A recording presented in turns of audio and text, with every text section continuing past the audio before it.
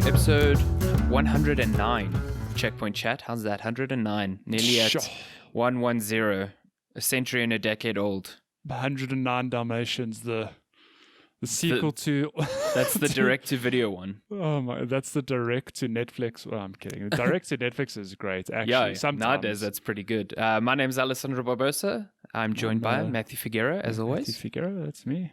It's a bit colder it's weird today. announcing myself. Good Lord. It's cold, but How was your run?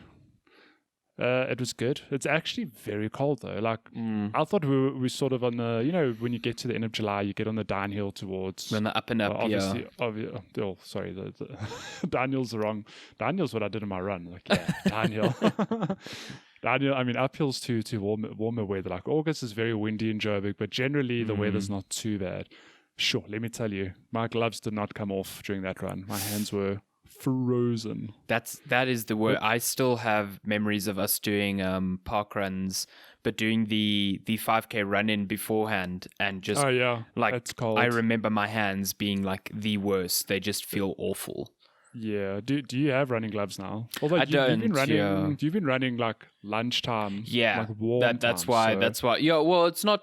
It's like, to me, it's like the perfect time because it's like warm enough, but it's also not like super hot. You could only do that in winter. Oh yeah, so no. enjoy it. You do that in summer, you die. Yeah. Yeah. I think that's why I've been setting such great times because the temperature. I haven't been like melting while You clapped your running. little 10K personal best. Yeah, I'm getting close to that sub 50. It's tough though because it's like. I have to shave off like 5 seconds off each kilometer, which sounds so trivial, but it's like it's hitting that consistent like every K is like around the same time, and that is like it's going to take a few more runs to like dial in. But I feel a lot stronger now. I think you're probably at the fastest you've ever been. Yeah, but it's also because since starting running, this is also weight-wise the lightest I've ever been. So, like, if I compare me running now to running in November, I've basically shed like a 7 kilo weight. So, like, that's a lot of weight to just not carry around. I think that the best comparison is like how much is a bag of potatoes? Exactly. You're carrying around like, depending on the size, obviously like one or two of those. Yeah. And it's like, that's actually like in the grand scheme, you're like, what's a couple of kilos? But it's actually a lot. I've actually got a weight vest. My sister gave it to me for workouts at home. And that thing is I think it's total of 6 or 7 kgs. And when I put that on, I'm like, this is what I used to run at as a natural state. And it just, it seems ridiculous now. Like, you should run with that now for a couple of times. God. And then you take it off. I mean, you've watched anime. I feel like Speed. you take off your weights and you're like the Flash, like a Dragon Ball Z. The sound barrier. Oh my god! I do little sprints with that thing on. Like it's not the most comfortable to run, but as soon as you take it off, you just feel like you're going to float into the air. It's fantastic. I remember my brother and sister years ago had ankle weights. And I mean, there's a big age gap between us. So I don't know for what purpose they had them because like I was little. But I remember you put those things on, you walk around like, whoa, these are heavy. You take them off like, damn, I am Speed. Like I can go. Imagine running with ankle weights. I think that would like. I've actually looked into it a few years ago, just as a matter of interest. And I think it's probably very bad for your. That's what I'm thinking. I think there's better ways to weight yourself down than putting it all on your ankle. I have a feeling like a vest is probably the better way. It's just like added on your shoulders or your upper body. Yeah. Whereas on your ankles, whatever, it's just going to put strain on your knees and your actual ankles. I mean, your ankles are already like your ankles and your knees are taking most of the impact of all the running. So it's like, cool. Just add 8 kgs on there. Yeah, twist your ankle, got a few weights on there, like end up snapping your leg. Twisting ankle, it's like and I do it so often, I feel like my brain just like has these momentary like run out of memory errors or something like that because I'll be doing a normal RAM. I'll be doing normal walking. I'll just be walking and next thing I'll just roll my ankle out of fucking nowhere and I'm just like, well, why are you like this? Well, it's interesting because Lenska and I ran, what is it? It's just after her birthday, so it was June. We ran a 21K and what happened is we were gonna do. I was gonna do 21K, and she was gonna just do like 10 or 12, and then I was gonna drop off at home and carry on. But on the run, she felt really strong. I was like, no, let's just do the 21K. Like it would actually be quite nice. And then she felt absolutely fine. But after that, she had ankle pain. Ooh. She ended up going to like this is a week or two after, like not during the run. She went to physio, and the physio's like, no, I think you've sprained your ankle. Holy shit. But yeah, but it's an interesting thing because now Lenska's realized that she does exactly what you just said you do, except when she runs, like her foot rolls, and she says it's completely unintentional, and she thinks maybe from doing that, and she says she remembers on the run that happened a few times, and obviously had like a long-term effect on her ankle. So she hasn't been running at all, like obviously been resting her, but now when we do run, she has to be very mindful of like I don't know, I don't have that problem. So I don't know if it's a thing of like you just have to pay more attention or just take it easy or what. But yeah, it's just weird. Like nothing happened on the run. It was just long after. It's like, shit, I've got pain. It's like, oh, you sprained your ankle. I've never had it happen on a run, but I'm almost certain that if it did, it would ruin that run for me because it's so painful. Shit, and you don't want to fuck with like ankle spraining or anything because that will, damn. I must admit, I've never felt strong enough after a 10K to be like, I can just do 21. Like, unless I'm in a race where I'm like actually forced to do it. It's you guys are crazy right? cool. I mean, your 10K run is super fast. Yeah.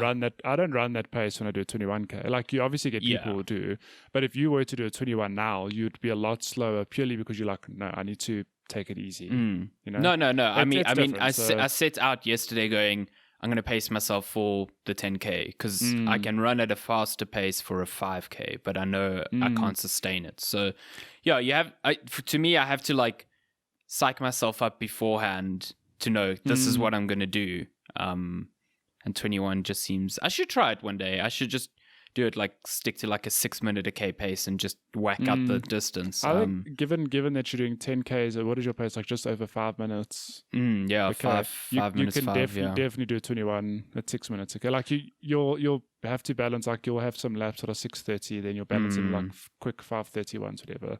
But it's definitely doable. I think. Well, that'd be great because all the 21s I've done with you have been like 6.5 minute a K averages because it's like 2 hours 30 to do them. So I should do one because I haven't done a 21 in like more than a year now. So yeah, it's actually been what I really like about. I mean, do you listen to? I don't think you listen to music when you run. I think we've spoken about this before. I listen to podcasts. Yeah.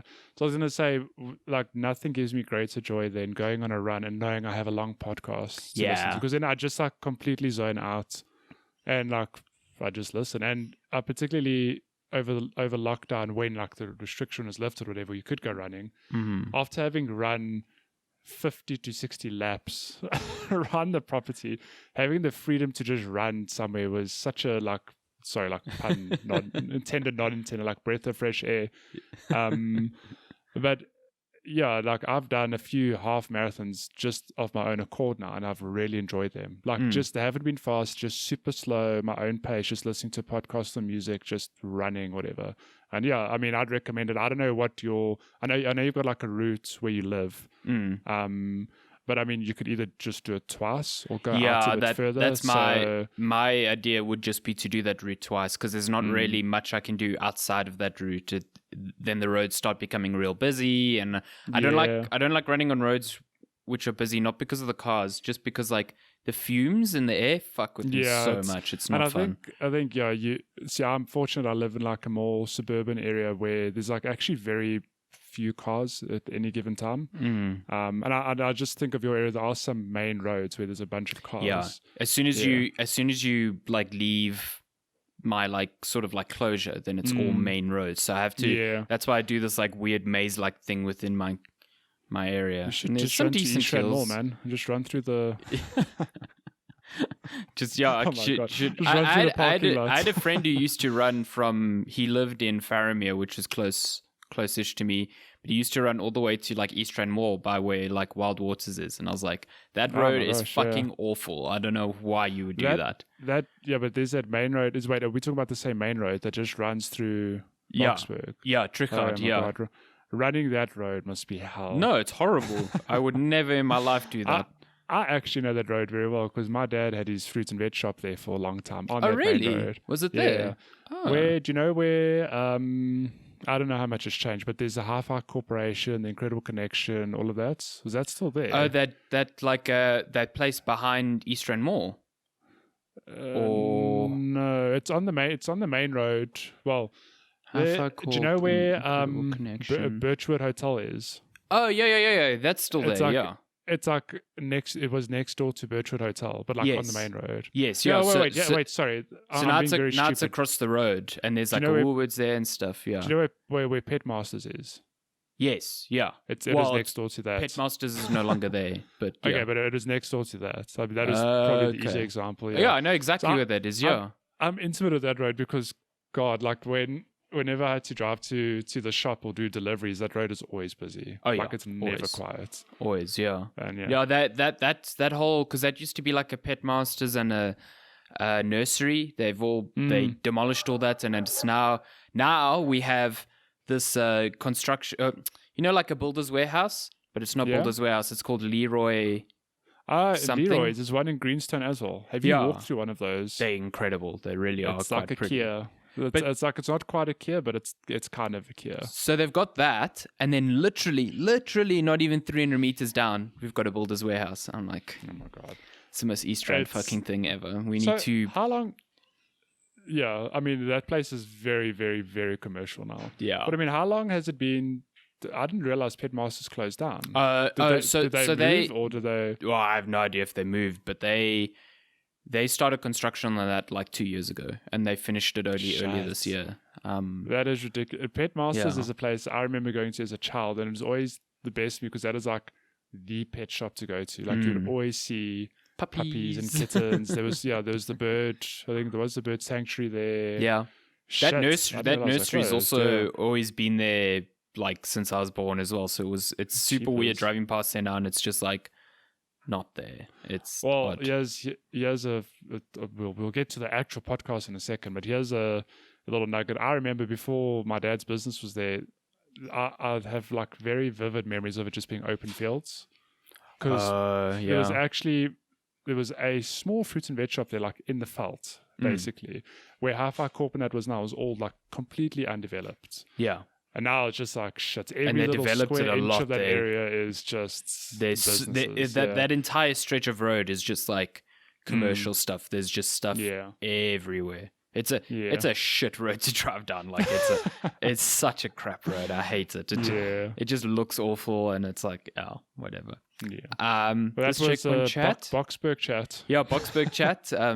If you ever want to try and find where I live, you've got ample hints now. We're sponsored by Gaines. Oh, sponsored by Gaines. Let's check one chat. Talk about video games, and not highways. Video games are good. I like video games, and this week I've played one where it's good to be bad.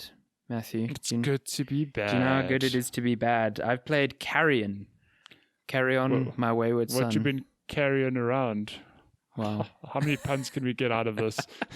Everyone's giving me so many props for my subhead on my review, and I feel bad because I stole it from the game. Like the last achievement is called My Wayward Son, and I was just like, you guys are good. I like that. I was like, I love it too much. It's so good. Sorry I interrupted you. Carry on. Oh, fuck off. Get out of here. Let's check. Episode's over. Thanks for listening. Goodbye. Oh my God. So that was quite a zinger to go out on though. Carrion or whatever, is billed as a reverse horror game, air quotes, but basically it's just like it's like John Carpenter's The Thing, except you play as the monster. The game is like really, really quick to be like, cool, you are in this lab underground and you break free and go ham. There's like scientists running away screaming from you. You've got little like sorry, you don't have a cough, but you've got Carrion. Yeah, I've got Carrion. You've got these like tentacles that help you move around, and you've got one that you can like launch out and grab people with, and you just like kind of like whip them on the walls till they break apart, and then wow. then you eat them. That's how you get health. So that's pretty cool. But the game is like so much fun to play. I think a lot of that comes from just the movement.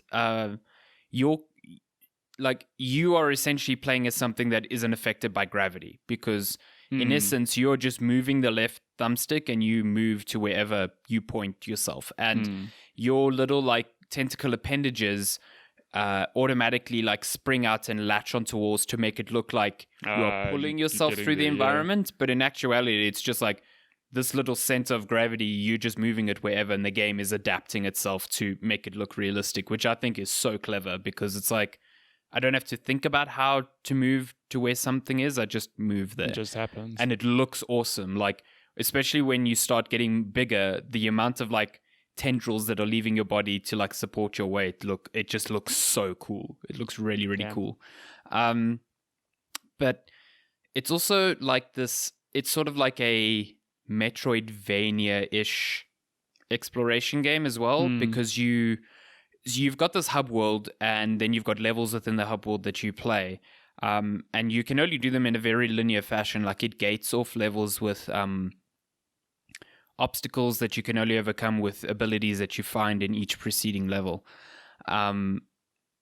So every level has a sort of ability that you unlock, and what I like about those abilities is that they are tied to your current size of your monsters. So eventually you unlock different phases of like growth, and the more humans you eat, the bigger you get. And it gets to like a threshold. So you essentially have 3 sizes, like small, medium, and big.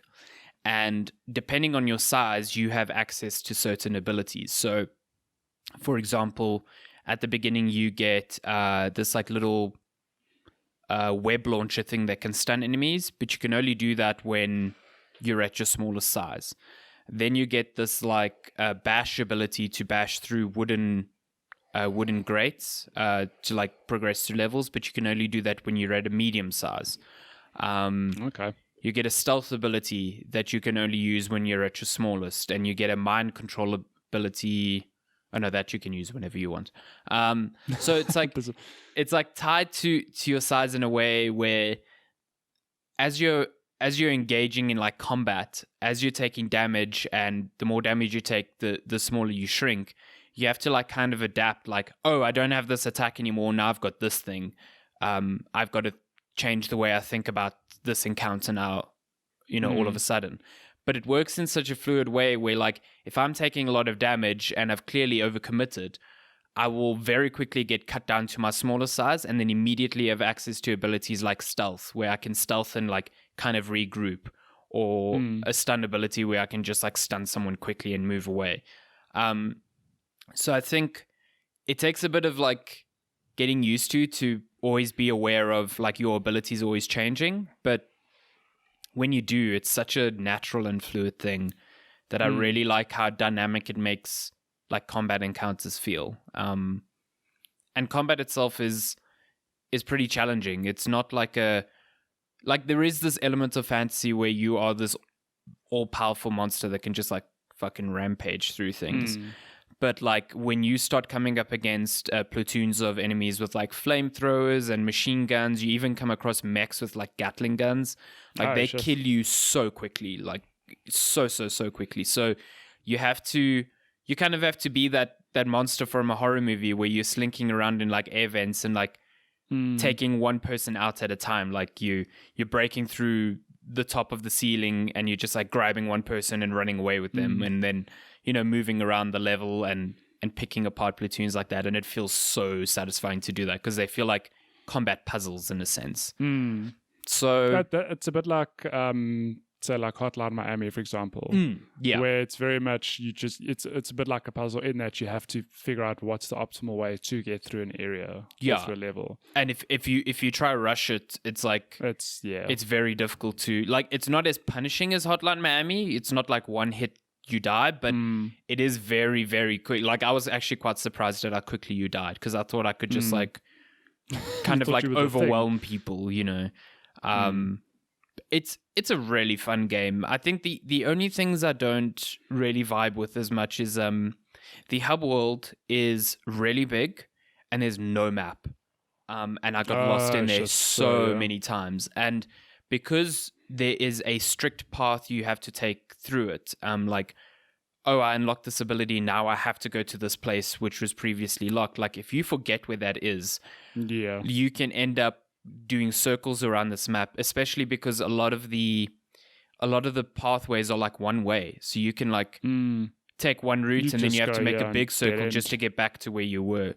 So that part was like really frustrating. Like I spent like half an hour at one point going like, I don't know where I need to go. Like I'm missing something. And eventually I was like, oh fuck, there's this little like crevice on the side of the wall that I can now access, you know. Oh no. And there's also these flashback missions. There's like 3 of them in total, where you play as like a human, which kind of, I don't know, it's very vague, but it's like, it's sort of to me describing how this monster came into existence, and those sections suck. Like they're straight up just suck. Because they, like, you're this human and the movement as the human is really weird, and I don't know, something's up with ladders in that game. Like it like I struggled getting on and off ladders for some bizarre reason. And those sections, they're not that long. They're maybe like 10 minutes each, but they're so boring. They're 10 minutes too long. Yeah, you're just climbing up a ladder, going somewhere, opening a door, climbing up a ladder. It's just like, why is this in here? Like, eventually, the ending has got a really cool, not a twist, but the ending comes like full circle and kind of envelops those flashbacks quite nicely. And, you know, at that point, I was like, okay, cool. It was worth it. But while I was playing them, I was just like, what? Who thought these were a good idea? How long is the game? I finished it in like 6 hours. Okay, so it's a super short. Well, not super short, but it's brief. Yeah. It doesn't overstay its welcome. And when I finished, I spent about an hour going back because each level has like an optional puzzle room. Okay. That sometimes you have to come back to because it requires abilities that you don't have when you first see it. But what's cool is that at the end of the game, you get access to a room which shows you the like progress of each level from a broad overview. So I could tell immediately, like, okay, I just want to go here. I want to go here. Or do that, yeah. And it's worth it. It's like the upgrades you get from those rooms aren't like critical to the game, but the puzzles that are in those rooms are pretty intense, and I really like them. So like, I basically 100%ed the game in like 6 hours, and I think for the concept and the amount of abilities you unlock, it's like a really well-paced game, and I was like pretty happy when I was done with it. So, well, that's cool to hear, because I know you did you mention last week on air that you're playing it, or I think it was off air, whatever. But I think you were a bit lukewarm on it. You started, I think you said like, I'm playing it, and it's like that's basically what you told me, and I was like, oh, like it doesn't sound good. So I'm glad that in the end you've played it now and you did actually enjoy it. Yeah, I think we chatted off air last week, but it was like I started, I think I'd played about an hour and a half or something, and I was like, this is fine. Like, it was fine. Like, it starts off a bit slow because the speed at which you unlock abilities is a bit slow, but when I started getting some, like, as soon as they hit about halfway in the game, the abilities you start unlocking are so cool. My favorite is this one where you can like send out a little tendril and mind control enemies. But if they see the tendril coming towards them, they'll still attack it. So you have to be like stealthy. And if another enemy sees you busy possessing an enemy, because there's like a 3 or 4 second like process to doing it, they'll attack that enemy. So they're like really smart about it. But if you do it stealthily, you can like walk around and activate switches. You can use whatever weapon they have. So I just flamethrowed people like crazy, and it felt really good. So stuff like that monster, is... Yeah, exactly. I was like Pyro from Team Fortress 2. It was great. Oh, nice. So that was one of my favorites. And then near the end, you get this really strong ability where you can just send out so many like tendrils in front of you and just rip apart anything that's in its way. That's cool. It feels super empowering. So yeah, I think that game really hits a stride, and like the second half of that game is unrelentingly like just fun. It's It's That's a lot of cool. fun. So Is it on Switch? It is on Switch. It's very. I mean, I would love to play it on Switch, but the benefit is that it's on Game Pass as well. So interesting. it's on PC and Xbox Game Pass. I just happen to have an Xbox Game Pass subscription. I would 100% recommend playing it. Like, have a comfort food day, because you can finish it in a day easily, and like, it's just a lot of fun. Good Lord. Xbox Game Pass, you'll talk about that more later. What? Value. Much value. Value for cash millers. So is that all you've played this week?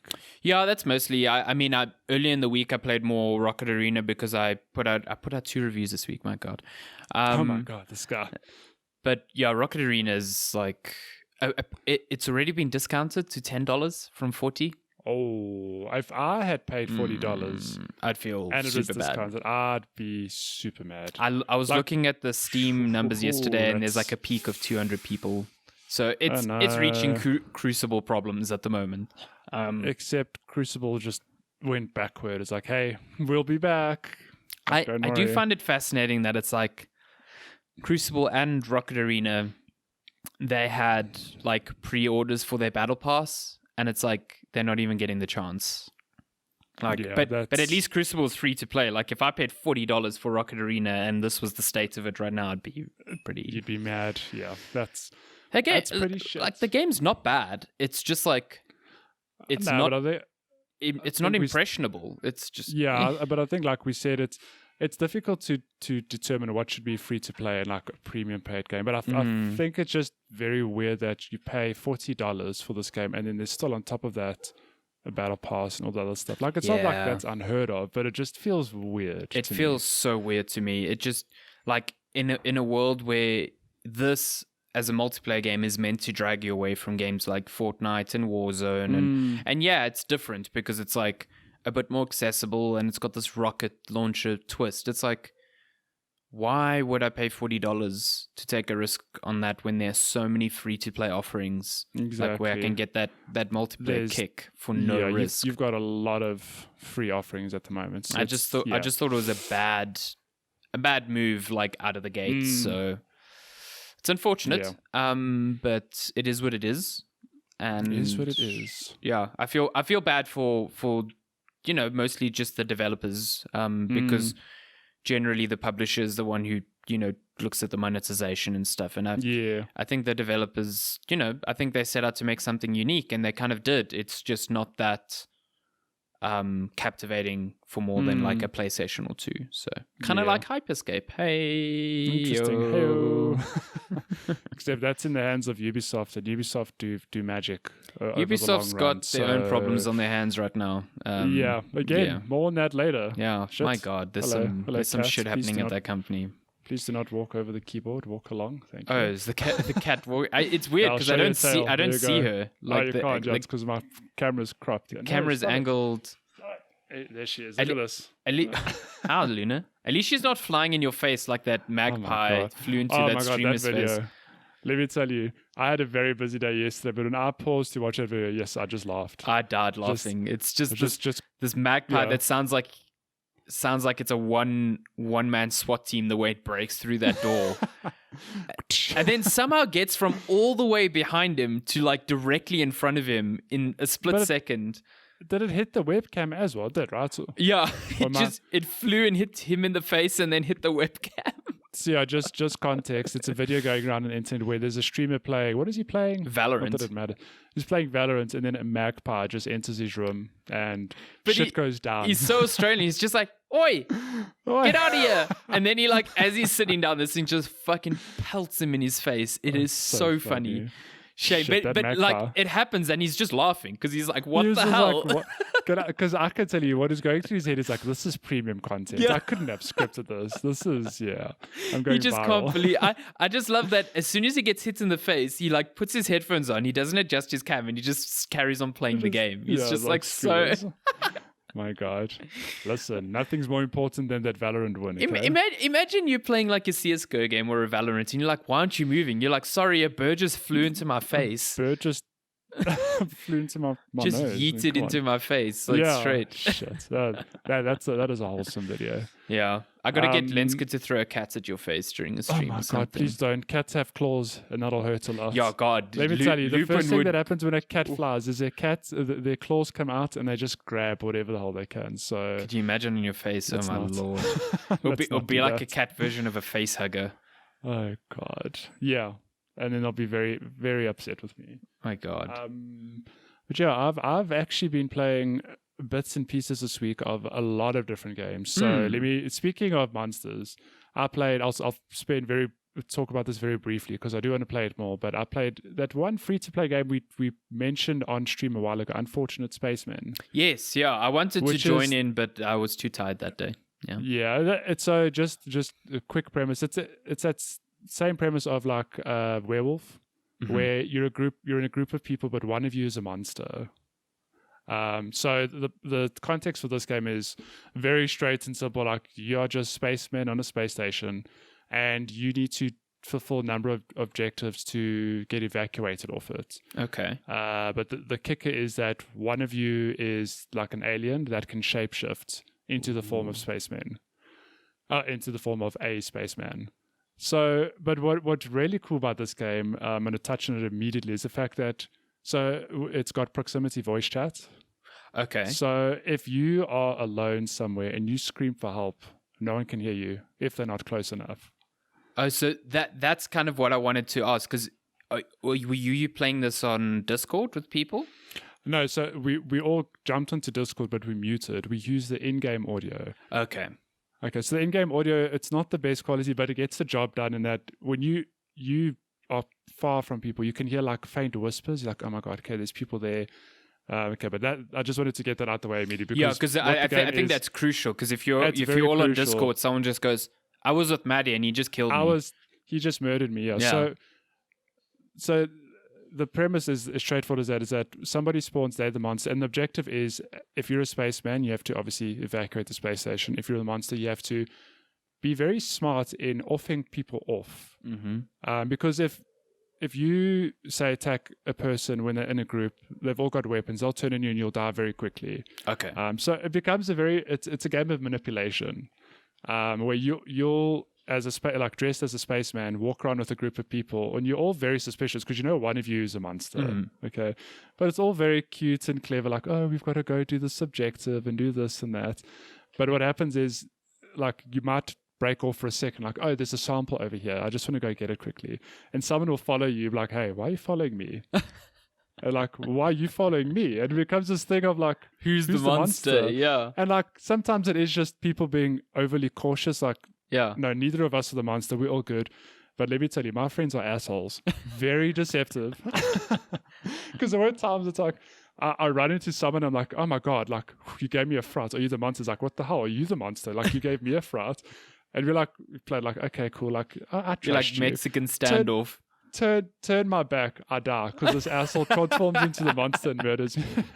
And does the monster like kill you very quickly? Like you can't really react. Yeah, it's pretty quick. Yeah, so like even if you have, I mean, so everyone starts out with a pistol, but you do get shotguns and flamethrowers and railguns. There's a whole lot of weapons, but I think even with a very strong weapon, like the monster's weak in the sense that if everyone were to focus fire, you would die very quickly. But alone, I think it's like near impossible to like with like there's obviously specific scenarios where maybe you can cut it or like get away with it, but otherwise you don't want to be alone in a room with a monster. Yeah, it's tuned. I guess it has to be finely tuned for that, because if it like if you could solo a monster all the time, then it's just like, well, being the monster kind of sucks. Yeah. But we played with a group of about 8 people. I think you can play 16 if I'm not mistaken. Which must just be wild. But yeah, I want to spend more time with it. I only played it about 2 hours. But let me tell you, just what happens is when you die, you go into a separate voice chat. And it's always the funniest thing, like you die, you go to voice chat and someone's waiting like, oh, they got you too, hey? It's like everyone's in hell. They're just like, yeah. But record scratch. I bet you're wondering how I got here. Yeah, I bet you're wondering how I got you. One of my favorite things, though, is when you die, you can fly around the map and you can listen into the conversations happening. That's a cool feature. So you witness the deception happening. You're like, oh, they bought it. They don't know what they're getting themselves into. That's very cool. I like that. Hilarious to witness. That really keeps you engaged. Like after you've died, there's still like some enjoyment to get out of it. That's a really cool feature. I like that. Yeah, and like it is highly entertaining where you know that there's 4 people left and all moving as a group. Yeah, but you know, you as a spectator, you can see exactly who the monster is, and you just hear them talking like, oh yeah, we've got to go here and do this. You're like, ooh, like they're busy. They're baiting them now. Oh my god, did they buy it? Oh shit, this person's they dead. And I guess then they observe like your tactics. They know then next time they're like, oh, if Matty's like really, really helpful, he's probably the monster. Oh my god, I had some bad rounds as a monster, which we won't get into. Did you give away your? No, it was random luck. Like the first time I was a monster. So one of the objectives you have to do as a spaceman is you have to eject samples like into space for whatever reason, cause reasons.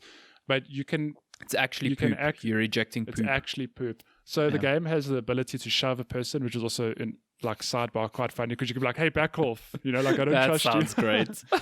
Okay, but you can also push people into this ejector. Like and eject them into space. So what happened is my one friend did it just because he thought it'd be hilarious. Like, oh, you there? He pushed me in and I ejected into space, and it's like the monster has been killed. I'm like, how did you know? Oh my god, that's amazing! Like the match had just started. There was no way you could have known. You were just doing it to be funny, and I was like, okay, like whatever. Was it Cello? And then no, it was Stefan, that asshole. Stefan. And then the other time I was a monster, we were busy running. So what generally happens is you don't want to be alone with a single person. Okay. It makes sense to be in groups of 3. Yeah, because like, if one is a monster, it's 2 against 1. Okay, so I ended up in a group with 4 it was 4 of us total. And we're busy moving together, like trying to do objectives. And then one of my friends is like, hang on. Everyone stand still. Okay, you walk through here. And then the person walks through here. And then he's like, okay, now you walk through here. And the next person does. And I'm the last one. It's like, no, and I was a monster. He's like, no, you walk through here. I walk through. It's like parasite detected. And it was like, you know, like a security gate at an airport. Oh, but I didn't know that. So like, he's the monster. You didn't know that that's what it was scanning for. No, I didn't realize. So I was like, oh, for goodness sake. But next time I play the game, I'll know. Like, shit. Like, I'll either just run away or like run with it. And is this game free or it's completely free to play? Oh wow! I think there's microtransactions where you can get like obviously just cosmetic stuff, different vases, different suits. It's completely free to play. Very and cool. It's a good time. And it's on Steam. It's on Steam. I think the only drawback to playing with friends is it becomes very. So like as a monster, you can take the form. So you start out with a specific color suit. Mm-hmm. But if you kill someone and you eat them, you can take the color of their suit. Okay. So you can pose as different people depending on how many people you kill. Hitman. The problem with playing with people you know is like if someone's a different color to what they were, if you talk to them, you're like, hang on, you were the yellow spaceman. How are you red now? You know immediately. Okay. Like something's up. So it's almost beneficial.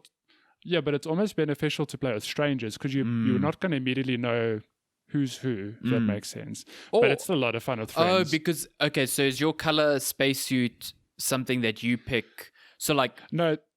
Or is it randomly assigned? But say we spawn into a map and I bump into you. I'm like, okay, you, Alessandro, you the yellow spaceman. Okay, but then like 5 minutes later, I bump into a red spaceman and I talk to him and it's you. I'm like, hang on. How did you change your color? Like you must be a monster because you got a different color suit on. Maybe it's just me, but I feel like I wouldn't be that perceptive. I would not remember what fucking color you are. No, I can tell you I also wouldn't know because it becomes... I mean, it's difficult to keep track of who's what color, especially because it's random every match. Mm-hmm. But at one point, there were 4 of us, and I think someone in my group had figured out that, hang on, this person's not who they say they are. We're like, this person was, say, like, Cello, but, like, Cello's not with us now.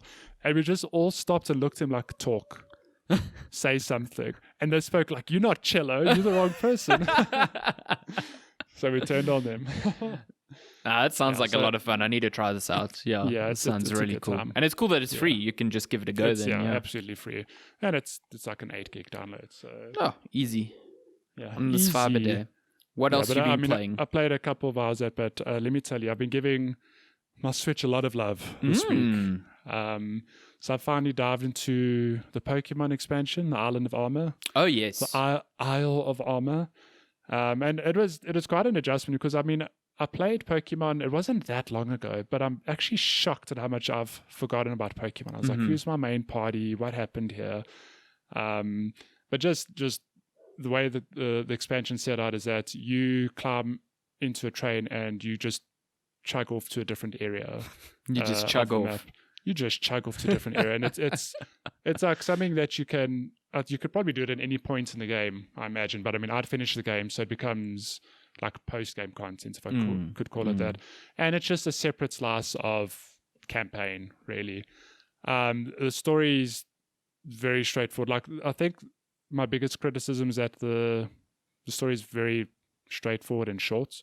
Oh. If you wanted to, I think you could finish the expansion in like maybe 3 or 4 hours. Oh, okay, very short story. Maybe then. less. Like it's super short. But I think the reason most people play the expansion is the fact that the whole island is a wild area. Oh, that's so cool. You remember in the original game, well, not the original game, but the main game, there's only one area really that's the wild area, and it's pretty big. Like there's a lot of places you can go explore. Yeah, you see it right at the beginning. Yeah. Yeah. But the Island of Armor, that whole thing is a wild area, and it's a lot more diverse in the environment. So, I mean, the default wild area, again, it's like you just running through fields, it feels like. Whereas here, it's like you can run along beaches, get into lagoons, there's forests, there's caverns, there's like a lot more diversity, which is really cool. It makes it feel a little bit more like an open world game, which I think is what a lot of Pokemon fans actually want. Is like, it's weird. It's almost one like an MMO, I guess, but it can't really be an MMO. I think that's why a lot of them are like enjoying that Temtem game, which is kind of like I think that. That's what it's trying to do. So I think in that regard, fans will enjoy that aspect, because then it's a whole bunch of new areas to explore with raids, and of course a whole lot of new Pokemon. And so, like, if you don't know, my story with Pokemon is that Pokemon Shield is the first Pokemon game I've actually finished. Like I've over the years, I've seen Pokemon games, I've thought I'd enjoy them, but I've just never dived into them. In fact, the only Pokemon game I ever distinctly remember playing a lot of was like the OG one on the original Game Boy. Red and Blue. That's how long ago. Red and Blue. So the reason I mention that though is because I think, like many casual Pokemon fans, we know the first gen of Pokemon pretty well. Like, whether it's from playing the game or watching the anime or whatever, like we all know Pikachu and Charmander and all of those Pokemon. It's the most recognizable gen out of all of them. Yeah. And those Sword and Shield had a whole lot of returning Pokemon. I feel like the Island of Armor has a lot of Gen 1 Pokemon, with others, of course, like from the different generations. But it's like comfort food in a sense to like run through the wild. I'm like, oh, hey, there's a Pikachu there.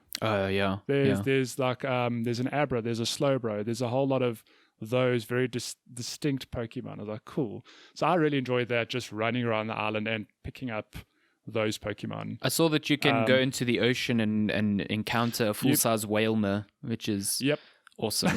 Which is really cool. I love that Pokemon so much. So cute. So like, I think the on that front, the expansion is probably that's the best part of it, is just the wild area. And I mean, it'll take you a while to round up all those Pokemon, but there are a whole lot of new raids and new dens to raid with people. And it's funny because I finished Pokemon Shield never having really done a raid with people. I did it as AR, and I just never explored it. But I had to do a bunch of them this expansion for the reason that during the story content, there's one you get the new legendary Pokemon Cubfu, which is it's like a fighting teddy bear, which is the coolest thing ever. I'm down, yeah. A fighting style teddy bear. Like a kung fu teddy bear. I'm down. Yeah, it's really a kung fu teddy bear. And so the story, basically, it's like, cool, here's your Cubfu. We need you to become friends with it, build your friendship with it. And then there's one of two dojos you need to finish. Optional, you can choose, I think it's a dark dojo or a water dojo. Okay. And whichever one you decide to complete, that determines what kind of Cubfu, what kind of Pokemon your Cubfu evolves into. Oh, interesting. It evolves into, I can't remember the name now, but so it's like an Eevee. It can evolve into different things. It's I think it's the same Pokemon, but it's different affinities or forms. So like the one's a dark like a dark Pokemon. Dark teddy bear. It's a dark and water. It's two different. Water teddy bear. So what happened? The reason I did a lot of raids though is because you get given this cub food, but in order to take that dojo, you have to be like at least, I'd say level 65, 70. Okay. But you get the cub food like level 5 or 10, very low level. So you need to bring him on some fights. So I don't really like it in games gate off content like this because it's like now you have to grind to proceed, which I'm like, like that's not cool. But what it did do, which I don't think, if you've played the game a lot, okay, you've done all the raids and you're a big Pokemon fan, I think it might be frustrating to have to grind just to do this. Or maybe you really enjoyed it and that's your thing. But it had an inadvertent positive impact on me because it's like it forced me to do the raids, which I'd never done before. And I ended up doing a couple of raids with actual people, and they were actually a lot of fun. Okay. But like, I don't. It's not something I see myself doing regularly. I'm just not that big enough Pokemon fan. But I do think a lot of people get enjoyment out of that aspect. Are the raids sort of like, I haven't done a raid in Sword and Shield yet. Are they like similar to Pokemon Go? It's similar to Pokemon Go, where there's like a Gigantamaxed Pokemon, and the four of you fighting us. Okay. Cool. Yeah. I know they've been holding like events like, this weekend this Gigantamax Pokemon's in the raid or whatever. Yeah, it's actually funny because I did a raid with someone and they had a Pokemon. I was like, shit, that looks like a really cool Pokemon. I wonder if that's on the Island of Armor. Like maybe it's a new Pokemon they've added. And I looked it up. It's like, no, that was a raid, like a very time exclusive raid Pokemon. I was like, damn it. Like I actually would have enjoyed getting Pokemon's a live service game now. Yeah, I missed that raid 2 weeks ago, whatever it was. But I think it's cool that it does have that aspect like Pokemon Go. I mean, I don't know when's the last time you played Pokemon Go, but I can tell you. Yeah, since lockdown, not so much. Have you not been going to Pokestops? No. So I remember when Pokemon Go came out, I played it a lot and I fell off hard. But I got back into it because there were raids and there's a lot of just updated content. And I think what's really cool with Sword and Shield is that there are these expansions and like it's up for debate. Like should they have been expansion? Should it have been repackages? Like I don't know. It's not. I'm not going to get into that. But I think it's cool that you can go and be like, I haven't played the game for a while. What raid is currently happening? Oh, there's this Pokemon that's exclusive for this month, whatever it is, and that's pretty cool. Yeah, definitely. Yeah, I think it gives you a reason to come back. You know. Yeah. Yeah. But look, so just to recap, I think the story is very short. It's very like, I think there are some iconic characters, which is cool, but it's just very short. So if you're picking up the expansion, expecting like a nice 10 to 15 hour campaign, like you're going to be severely disappointed. Well, it's very quick. The expansion, because it's a pack, this is only the first of 2. That's the first one. Yeah, I think there's another one coming. And I think the season pass for both is only like $30. So yeah, so I mean, it's not bad, but getting 5-6 hours and a whole library of Pokemon sounds. It seems but about I remember, right. Yeah, part of that 5-6 hours there was me grinding as well, like for that hour or two, whatever it was. I do think that if you don't buy the expansion, obviously you don't have access to that wild area, so you can't hunt the Pokemon, but you are able to trade with people who have them. So you can still bring them into your game tangentially, but yeah. But that sounds like I think it sounds worthwhile. I'm trying to finish the main campaign in Sword before I dive into it. But yeah, I'm keen to give it a go. Sounds fun. Yeah. I want this Kung Fu teddy bear. Sounds like a fun time. Cup Fu, I don't know what the evolved version's called. Cup but let me tell you, Does he have like a little headband? Really he does have a little headband. Yes. Does he wear like a gi? Like a karate gi? He does not wear a gi. It's just a teddy bear with I need to Google him. Look it up. Fu. She's super adorable. And then when they evolve, it's pretty badass. Oh, it's with a K. Cub Fu. Yeah. Cub Fu, of course. It's Pokemon. They have to like take a word you know. Oh, this Pokemon. I did see him. Yes, he's very cool. Oh, his Dark Evolution is dope. Yeah, that's what I went for. His headband is sort of like in his fur. It's not like he's wearing a headband. I thought it was pretty cool though. Yo, this thing looks like it would fuck me up in a fight though. My God. He just looks angry with these 2 little teeth. I know. He's very cute. I like this. I like this a lot. Okay. There's a picture here where he looks like he's like powering up like Goku. Yeah, exactly. 3 episodes Next later. time on Pokemon Sword and Shield. Kung Fu, I can't believe you can beat me. There needs to be like a Vegeta Basically. foil to like Kung Fu's Goku. Oh my god. Good lord. Anything else but you've been playing? Besides that, I also I'll speak about these two very briefly, but I played some Smash. I told you I've got the next fighter pack, so I've been playing with Min, the ramen new fighter fighter. from Ramen Fighter from ARMS, and it just character side. I've just been reminded that Smash is a great game. Like Smash I spent is a good time. just a couple of hours just doing the World of Light mode, just getting some spirits, did some exhibition matches, XYZ. A lot of fun. I need to play that game again. It's a game that just keeps on giving. Like it's so addictive, and there's actually a lot of shit you can do in that game. Like I never finished it. I just played a bit and then did a whole lot of multiplayer. But Min, as we know, is an arms fighter, and arms fighters excel with their arms. Oh really? Tell me more. I know it's really on the nose of that, but just to give a brief overview, Min's like, she really excels from long distance combats because she obviously can stretch her arms out. Okay. From like, she's the Dulcim of she's a stretchy Smash. arm guy. Stretchy arm guy. Yeah. Don't come here with your correct names, please. She's the stretchy arm guy of Nintendo. I'm in. And obviously, the way the attacks work is one button controls your left arm, one button controls your right arm. Oh, interesting. So what's really interesting is that you can push both buttons, throw arm left and throw arm right, like at the same time if you wanted to exactly create space kind for of like yourself. how arms works. Okay. Yeah, or obviously you can throw both in front of you just to keep your opponent at bay. I think your left arm though you cannot change. It's got I never played arms, so I don't know the actual attachment names or whatever, but I know that your left arm has it looks like a bit of a crocodile head. Okay, yeah, that's in arms. And yeah. What's cool though and is it that shoots a laser out of it. Yeah, so if you throw a punch and you hold the button, so you could tap the button and it just throws a punch. If you hold the button, it shoots out a laser when it reaches the end of its line, whatever. So that's your left arm that you can do that all the time. Your right arm, you can change the attachments though. If you push down and I think it's B, you'll change from that dragon. You can change a dragon head to like a spark ball to it looks a bit like it's not a boomerang, but it's like a weird spinny. Yeah, these are thing. all because in arms you can change your attachments as well, and these all come from arms. Yeah, so this is very really cool. Yeah, so it's really cool that they've managed to put this in Smash, and you can change your attachments based on what you're trying to do. So if you just want to be like a default fighter, create space between you and your opponent, you're going to keep like the dragon attachment because you can throw a punch and shoot a laser at the end, and it's a pretty long range actually.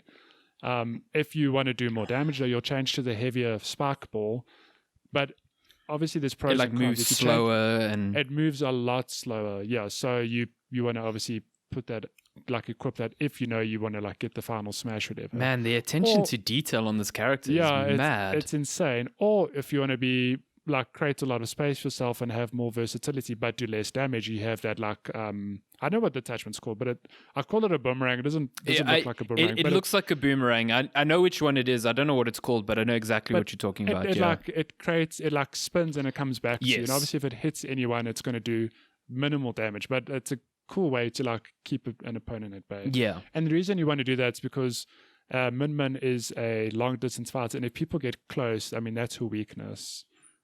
She doesn't excel at close range combat. Doesn't mean she can't do anything. She's got some kick moves, which... Oh, sorry, Lenska just walked in. She's baking. What are you baking? So sidetracked. I want some baked goods. Oh, macro mix? Oh. Cookies? She put... It's carrot cake mix, but she put some banana in it. Ooh. Okay, sorry. We were sidetracked there. I want carrot cake. God damn. Damn it. So Min does not excel at close range combat, and that's really the character in a nutshell. She's great at creating space and keeping opponents at bay, but if they get close, she's going to have a bad time. But again, she's got a limited moveset to deal with people if they do come close. But if you come from above, like there's not much she can do. Okay. But just to you've already obviously noticed like she's very versatile in her moveset. Like they've put arms in Smash in a very clever way that you can change these attachments. Yeah, I was fly. not expecting that. That's a really cool touch. But where she's got more depth is that you can bend your arms as well. Like just like, I'm sick. So obviously you're on a 2D plane. Like in arms, you can obviously go left, right, up, down, whatever. Yeah. But what happens in Smash, because you're on a 2D plane, you can bend your arm, like you can bounce it off the ground to like do a low attack, or you can curve it into the air. So where this gets very strategic is like, say there's an opponent at bay, but they've just jumped up to a ledge. Yeah. You can bend your arm to aim up and then shoot the laser so that it aims upward. Oh if that my makes sense. God. Like diagonally. So now I'm not the best Smash player, but I can understand how a pro player could work with this. Yeah, they could really.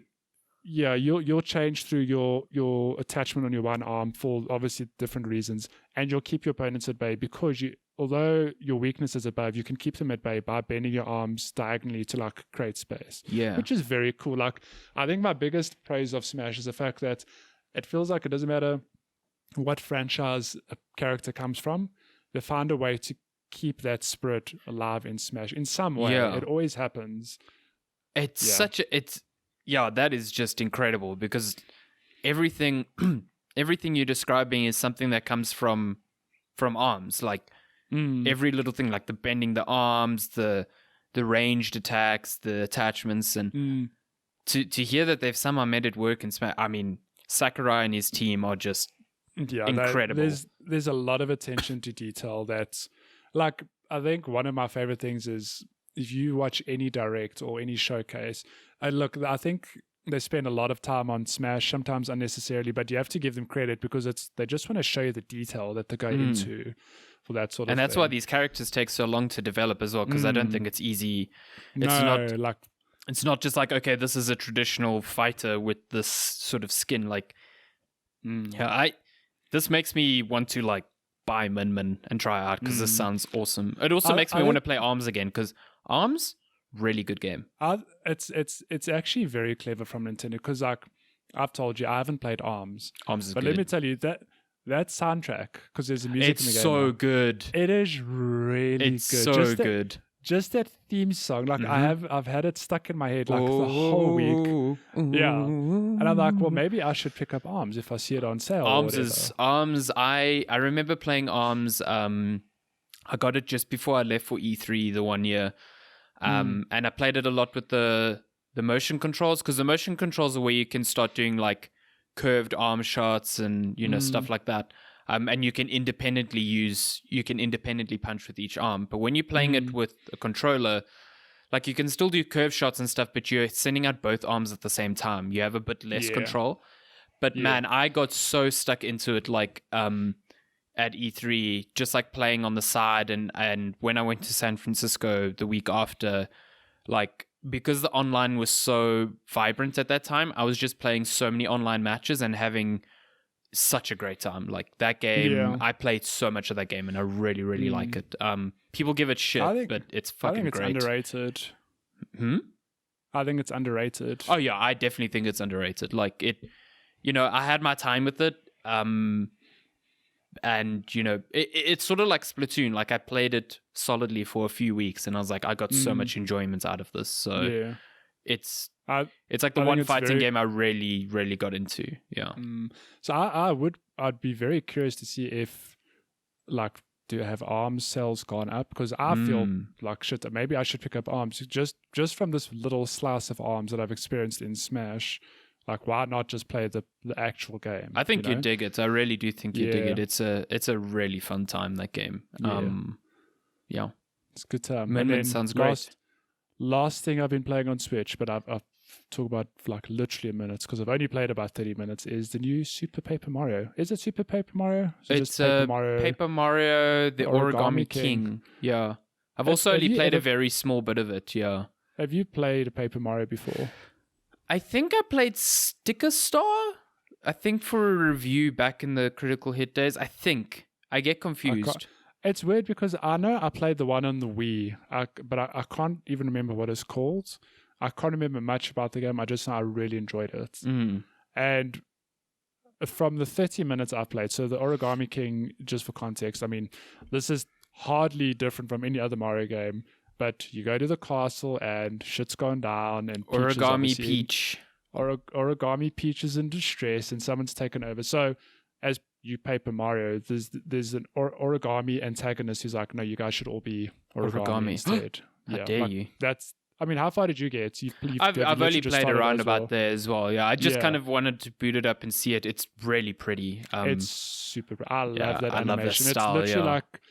It is literally just like cutouts, and the animation is just the frames changing. It reminds me a lot of, really cool. I mean, Paper Mario came before this, but I played this first. But Tearaway from Media Molecule on Vita, it's got a lot of Tearaway vibes because Tearaway it's the same thing. That origami thing like very heavily, and it's a very cool style. Like if I sit and I think about, imagine being a designer and having to do that whole castle and that whole kingdom out of paper and bring it to life in a game. Like I wouldn't be surprised if they actually made it out of paper to kind of like get a feel of how it would look. Yeah, shit, like it's insane. It's a really cool. So I've just started that, and with the one thing that stands out for me, like unlike any other Mario game, Mario never speaks, and in this game he doesn't speak either. And the other characters never speak because Mario games usually just noises and grunts and Mario's busy murdering everything. He doesn't give them a chance to speak. Everything. Yeah, this game's got dialogue, and the dialogue is incredible. I've heard it's very funny.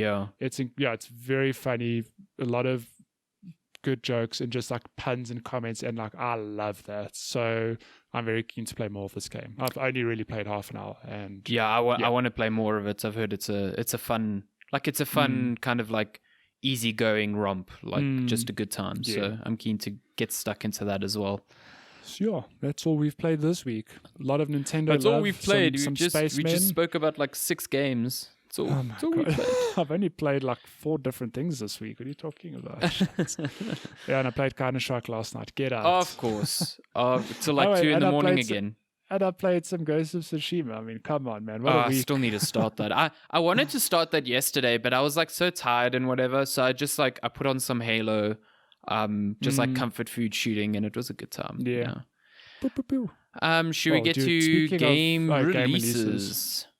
We are at the tail end of July, so we're looking at games coming out from today, the 25th of July, to next week, Friday, the 31st of July, just before we dip on into that August. Damn, Daniel. It's quite a few games, and they're all coming out seemingly on the same day. So first up, we've got Grounded, which is coming out in early access on Steam and Xbox. It's the Honey, I Shrunk My Kids survival game from Obsidian. Is that out this week? Yeah, well, in early access, yeah. I think that would be something cool to stream, since it's on Game Pass or whatever. But I'm really glad that game has an arachnophobia mode, because big spiders, they do not vibe with me. So I'm glad that they took that out. Is an actual so you can turn off spiders? Yep. No ways. Listen, you've told me why you have a fear of spiders, and I 100% understand. Jeez, like it's not like again, like still one of the most horrifying game things with the spider for me was you were at that demo when we were at Gamescom, and I tried out the Vive for the first time, and they gave me the Dota shopkeeper demo. So they like shrink you down, and they put you like on the shelf of like the shop, so you see like a lot of the Dota items in like big, big sizes and whatever. But there's one moment in the demo where you look to this like crevice in the shelf and a big spider comes out. I crap myself. Like my brain is going, this isn't real. You cannot be hurt. But I took a few steps backwards because I was just like, oh God, I don't want to be here. That's the power of VR though. Like I keep telling people who've never tried it, it's exactly what you said. In your head, like I'm standing on the ground. I'm not moving or doing anything, but your brain's like, dude, you're leaning over a cliff. You're leaning over a cliff. You got to step back now. The amount of times I fell to my death in Half-Life Alyx, and every time I fell, I got this like pit in my stomach. Oh my god. Yeah, not fun. Not fun. But that's out July 28th on PC and Xbox One, also on Game Pass. Destroy All Humans, the remake of the first game, is out on PC, PS4, and Xbox One on July 28th as well. I never played Destroy All Humans. I was just going to say, I've never touched this franchise. It just looks like a silly, fun sandbox thing where you almost like Saints Row, but you're an alien. Yeah. So yeah, Sounds like a good time. Mm-hmm. Skater XL, which is one of those.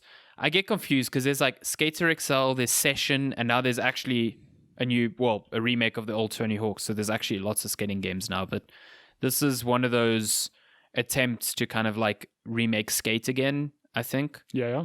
So that's coming to PS4, PC, Xbox One, and Switch on July 28th. Damn. Made of Skur. As far as I know, this is like a narrative horror game set in like not Celtic, like Irish folklore, something like that. Let me check before I find someone made of Skur. What's it called? Made of Skur. Sker is a first-person survival horror set in a remote hotel with a gory and macabre history from British folklore. Okay. So yeah, it looks creepy AF. I don't know if it will be great, but it looks interesting. Yeah. Apparently, it's based on some books from the 1800s. Huh. Okay. Yeah. Cool. That's out on July 28th as well for PC, PS4, and Xbox One. All the things. Other Side, but with a C, not an S, which is odd. Other Kite? Other Kite, yeah, that's out on PC, PS4, and Xbox One, also July 28th. Blightbound, which was part of that Devolver stream not too long ago. It's like a cooperative dungeon crawler sort of thing. It looks kind of cool. It's coming to Steam Early Access July 29th. Fairy Tail, based on the anime, I assume. PC, PS4, and Switch on July 30th. Yakuza Kiwami 2 comes to Xbox One finally on July 30th. And it's on Game Pass, yeah. Game Pass quickly becoming the place to play the Yakuza series. So that's cool. That is such a weird thing for you because Yakuza is like a very Japanese game. Is it owned by Sega? Yes, it is Sega published. I think Sega and Xbox have a good relationship, but it just strange because traditionally it's a Japanese game. You'd think that they want to keep it like Japanese. I mean, they first came out on PlayStation, but the big thing is like Yakuza 7. Like 7, Like a Dragon, is like launching with the Xbox Series X. So it's like a huge deal. Which is cool. And that one looks awesome to me because it's got the like silliness of the Yakuza series, but it's also a turn-based games like Persona. So I'm like, okay, I'm in. Nice, man. Hellpoint coming to PC, PS4, Xbox One, Switch on July 30th. If I'm not mistaken, this is like a Dark Souls-ish first-person shooter or something like that. I don't know. Okay. And then the last game, Monster Crown, Steam Early Access, PC, July 31st. Not sure what that is, but I assume you wear a crown and it is a monster. And you're a monster, like Carrion. Mm-hmm. Simple as that. Yeah. So, let's get to some game news, which is going to be dominated by the Xbox event. Shocker. The Xbox event had their this first week. party showcase. Yeah. After much anticipation. I'm just trying to pull up a list of what they showed. My internet's being full of... Oh, there we go. The page loaded. There we go. I got it. I wonder... Oh, yeah, this is the pre-show stuff. No, so there was some... Okay, so there was one thing from the pre-show that I thought was really cool. What is it called? Balan Wonderworld? Or is it Wonderland? Yeah. Balan Wonderworld. It's made by... Yes. I think it's the dude. It was two. I know they showed two guys. Was the one dude the guy who made Sonic? It's both of them are. So they're both. Okay. Yeah. So it's a game directed by Yuji Naka and Noto Oshima, who were both co-creators of Sonic the Hedgehog and Nights into Dreams. Sorry. Okay. That makes sense. And they haven't worked together since Sonic the Hedgehog. Okay. So. It's like a 3D action platformer. Looks a lot like a 3D Mario or a lot like Nights and Dreams. But what's cool is that it's sort of like a video game version of like musical theater. So it's got this like really strange like setting and lots of cool music. And a lot of your platforming and attacks is based on like what costumes you're wearing. So you can cycle through costumes, and that's how you like kind of progress in the game. So it looks really cool. It's got a really nice message behind it. The Yuji Naka was basically like, we wanted to make a game that kind of shows like the difficulties people have, like mentally and emotionally, and how you can overcome that, you know, through the game. So it looks really wholesome and really nice, and I think wholesome's the right word for it. Yeah, it's very it looks very wholesome, very colorful as well, like very beautiful looking game. So that's coming in 2021 on like all consoles. So that was all the things. That was like the big thing from the pre-show that I thought looked really fun. Was that on the pre-show though? I thought that was shown. No, it was shown in the pre-show. Yeah, it was shown. So I'm getting the two mixed. It is towards the end of the pre-show. Yes, it was like the last big thing from the pre-show. Yeah, cool. But yeah, then Microsoft had their hour-long stream, which main event. I thought it was good overall. They still lack they lack the cachet of the like heavy hitters from Sony, but I think you know, if you look at Sony's event, all their big first-party games were all sequels, but sequels to like really beloved properties. So you know, it's like look, that's fair. I think Microsoft they lay like we've known this for the past 2-3 years now, whatever. They're laying the groundwork, or they've laid the groundwork for these big first-party exclusives. It's going to take time before we see that come to fruition. Look, I think the way you summed it up was perfect. Like, it was okay to me, but it lacks that like weight. There were very few games that made me go like, holy shit, like I have to play that. Yeah. Whereas I feel like not necessarily PlayStation 5 or whatever, but there've been just conferences in the past where you watch like, oh my God, I can't wait to play that. I can't wait to play that. Holy shit, I can't wait to play that. And it just felt like, it was, I mean, personally, there were just a few things like, yeah, it looks cool. Like Forza Motorsport as an example, I'm like, look, I know those are great racing games. Let's see what it looks like. And they don't even show like a single race or lap. And I was like, it's a bit underwhelming. So that was like the lack of gameplay again, coupled with the fact that a lot of these first party games didn't have Xbox One in there. Like after each game they had, you know, the title and they showed the platforms at the bottom, and there was a clear distinction between ones that were like Series X and PC and ones that were like Xbox One, Series X and PC.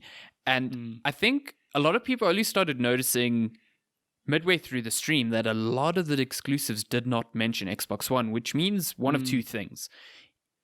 Either Microsoft is like, strangely, it makes no sense, but backpedaling on that promise that, you know, within the first year or two of the Xbox Series X being out, that all games will be cross-generational. And I don't think that's the case. I think the case is that a lot of these games are just not coming out in the next 2 years. No, I also think it's it, because I mean, we haven't seen gameplay for a lot of them. It really was like, here's a cinematic, and it's like, it's not coming to Xbox One. It's like, well, I mean, with Forza Motorsport, I assumed, I was like, well, this is going to be a launch game. And they were like, no, we're in early development. I was like, what?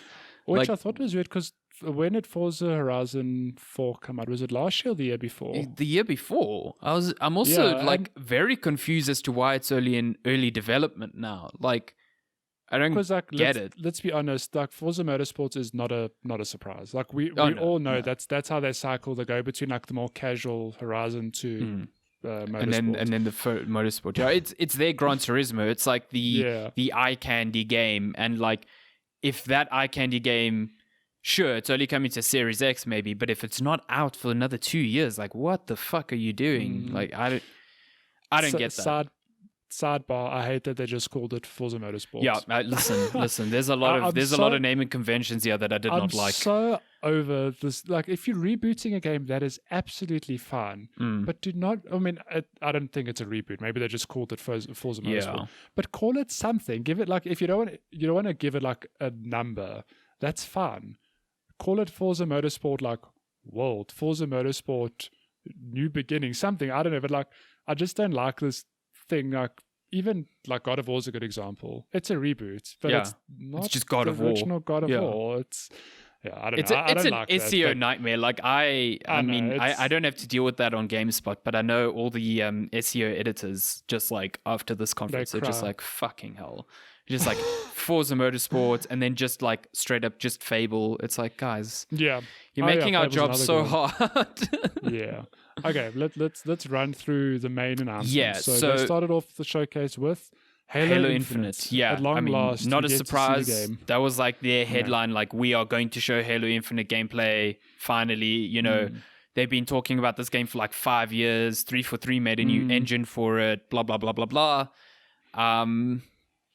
I liked the gameplay, but at the same time, I also understand why people are shitting on it. Like, I think it is a very, very hard turn into what Halo used to be after the very negative reaction to Halo 5. I thought Halo 5's campaign was bad. Like, legitimately, I love the multiplayer in Halo 5. I think the campaign is easily the worst in the franchise, and it's like the worst by a margin. It's like really not a good campaign. So it feels like they were like, hey, remember Halo 1? Yeah, that shit was cool, right? Check out this shit. Because this game looks like Halo 1. Oh my god. That's exactly it. So like one thing I think is really nice is the cover art that was revealed. Yeah, it's like a homage to the first one. That's really nice. Like it is like a, hey, this is what Halo 1 was. Like we're now in 2020. This is where we've come from, whatever. But as someone I've only played Halo 1. Okay. I've missed Halo 2 and all the others in between because I've never owned an Xbox, just never got around to them on PC. And I promise you, and I was watching the Halo Infinite gameplay, I was like, this is Halo 1 in 2020.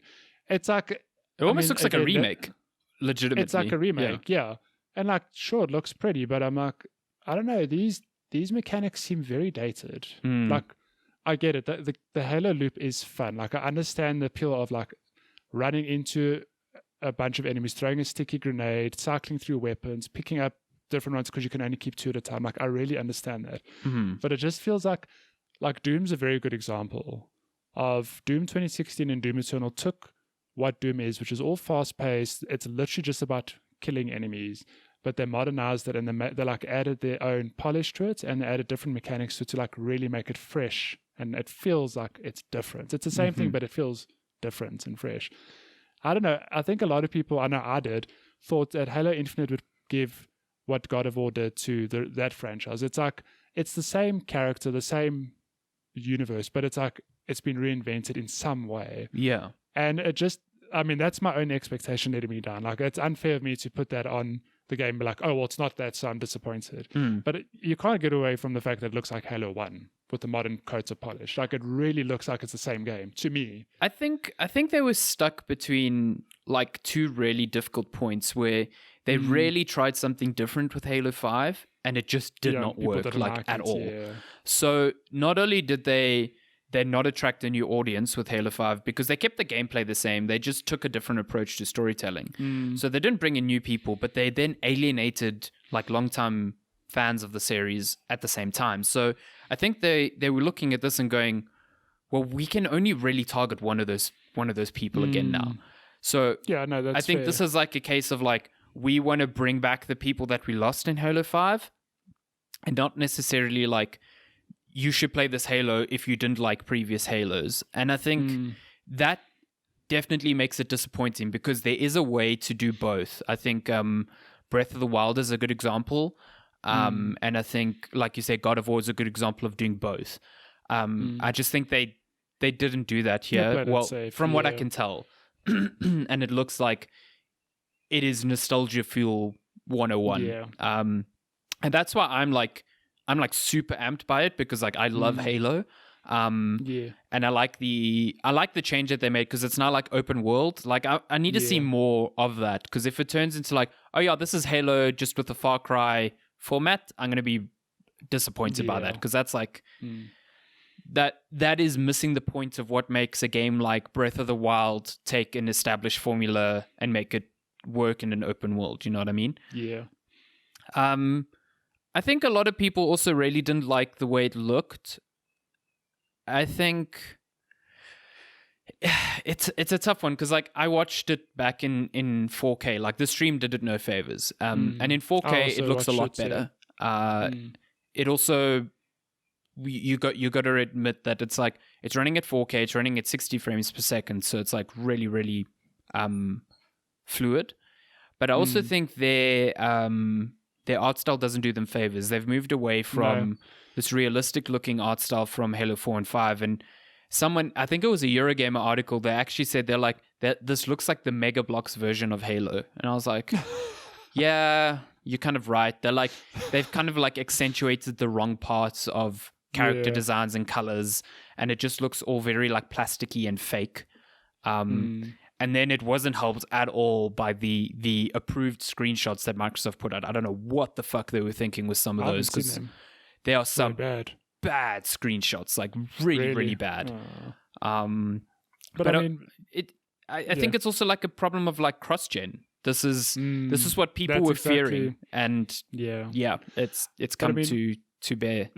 That's exactly my thinking as was that. It's actually like the game's pretty. Don't get me wrong. But the art style is letting it down. And I think it's like all over Reddit, people were comparing this to like The Last of Us, which honestly I think is a very unfair comparison. Very unfair, yeah. The Last of Us is really like, hey, we are hyper realistic. Like these character models, we've done it so that you can see their wrinkles, their pores, like every single tiny little detail. It's also a different style of game. It's like not open world. It's a different style of game. So, and you're comparing that to Master Chief, who's this dude in a big suit of armor fighting aliens. I'm like, guys, like that's an unfair comparison.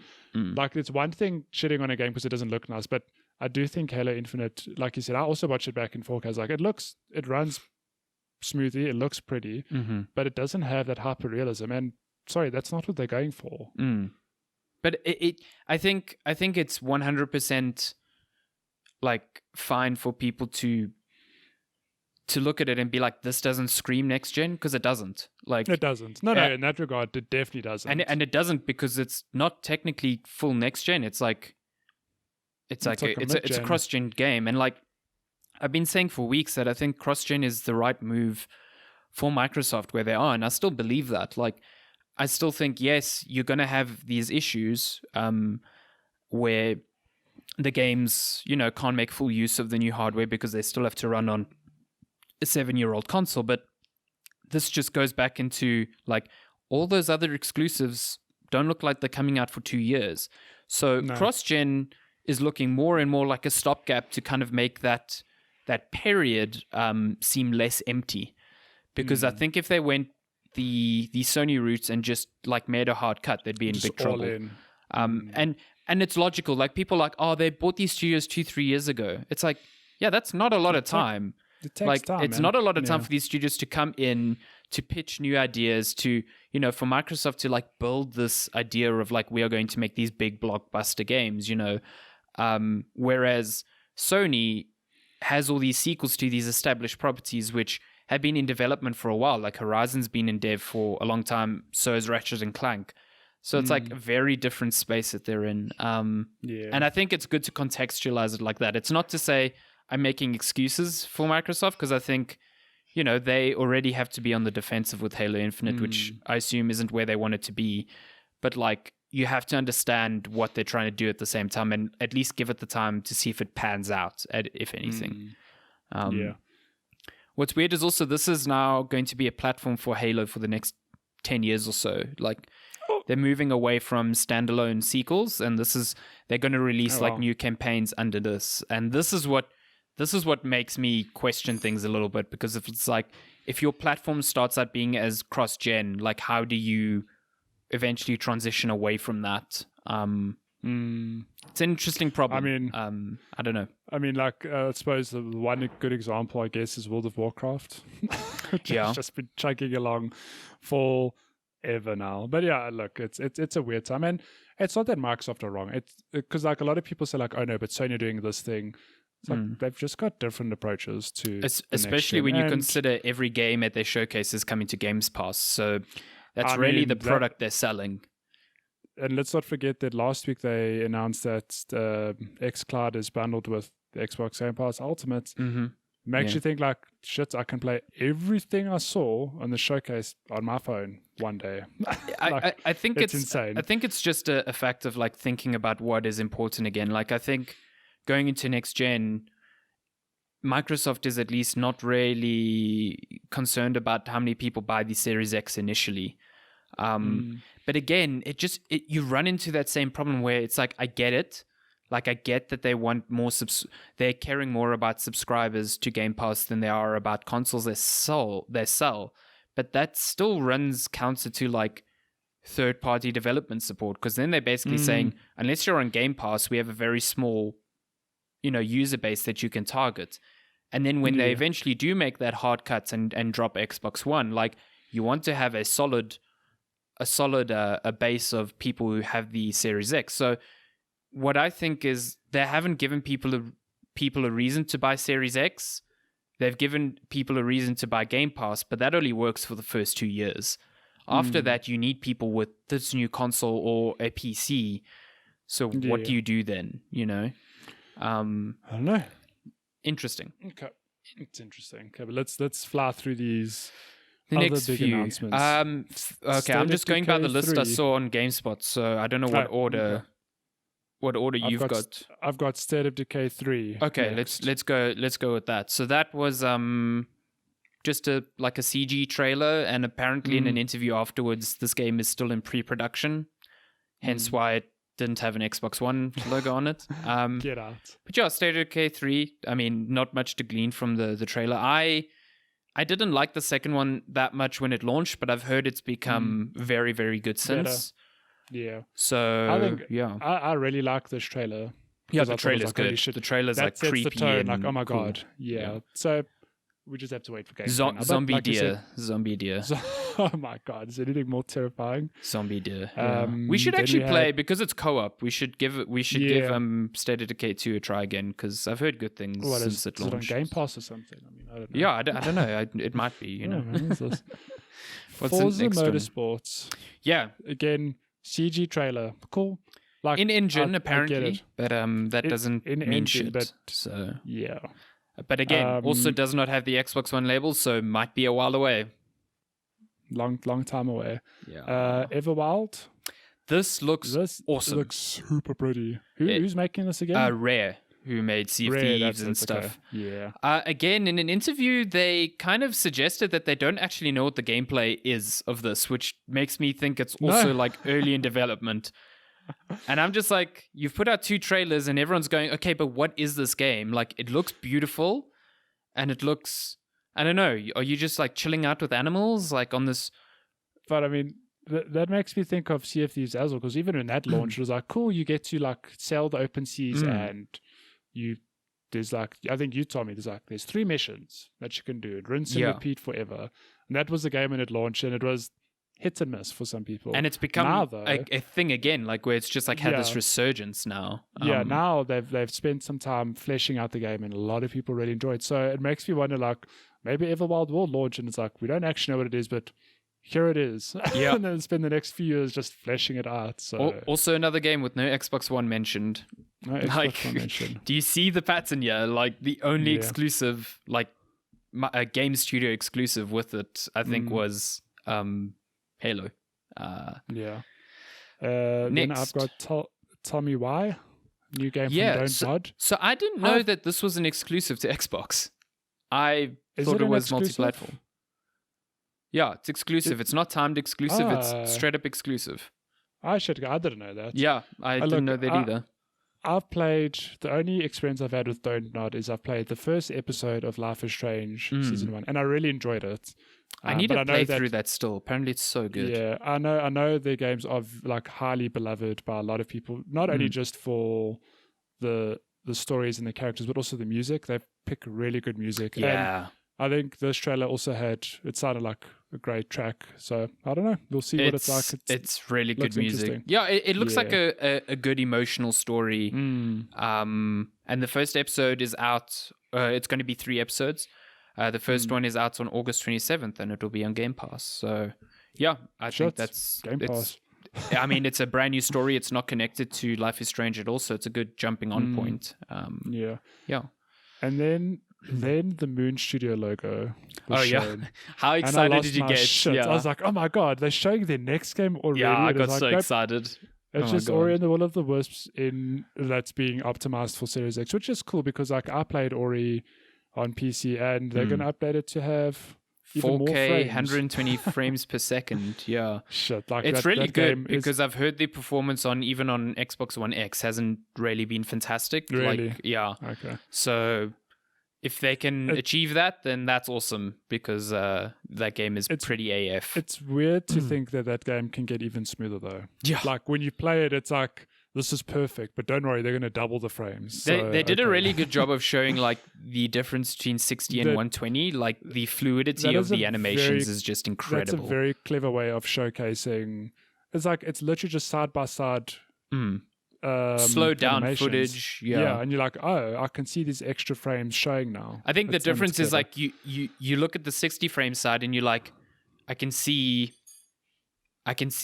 that it's slowed down footage, and you look at 120, it almost looks like it's not in slow motion because it's fluid. Like it's super fluid. I really wonder how they do that because the stream is only at 60 frames per second. So how do they showcase? I don't know. Video encoding is weird. I'd love to know how that works. It was slowed down though. I think so. Yeah, I guess that's why it's slowed down. Yeah. What else? We got new Outer Worlds DLC. Peril on Gorgon. Yeah, Peril on Gorgon. This was one of 3 Obsidian things that they showed. If you don't remember, Obsidian is now owned by Microsoft, but the Outer Worlds is published by the private division. So it still comes to all platforms, but the benefit of Microsoft owning this is that it's also on Game Pass. Game Pass. Yeah. So this is out on September 9th. Are you getting a trend here DLC. with this Game Pass thing? Like, I don't know.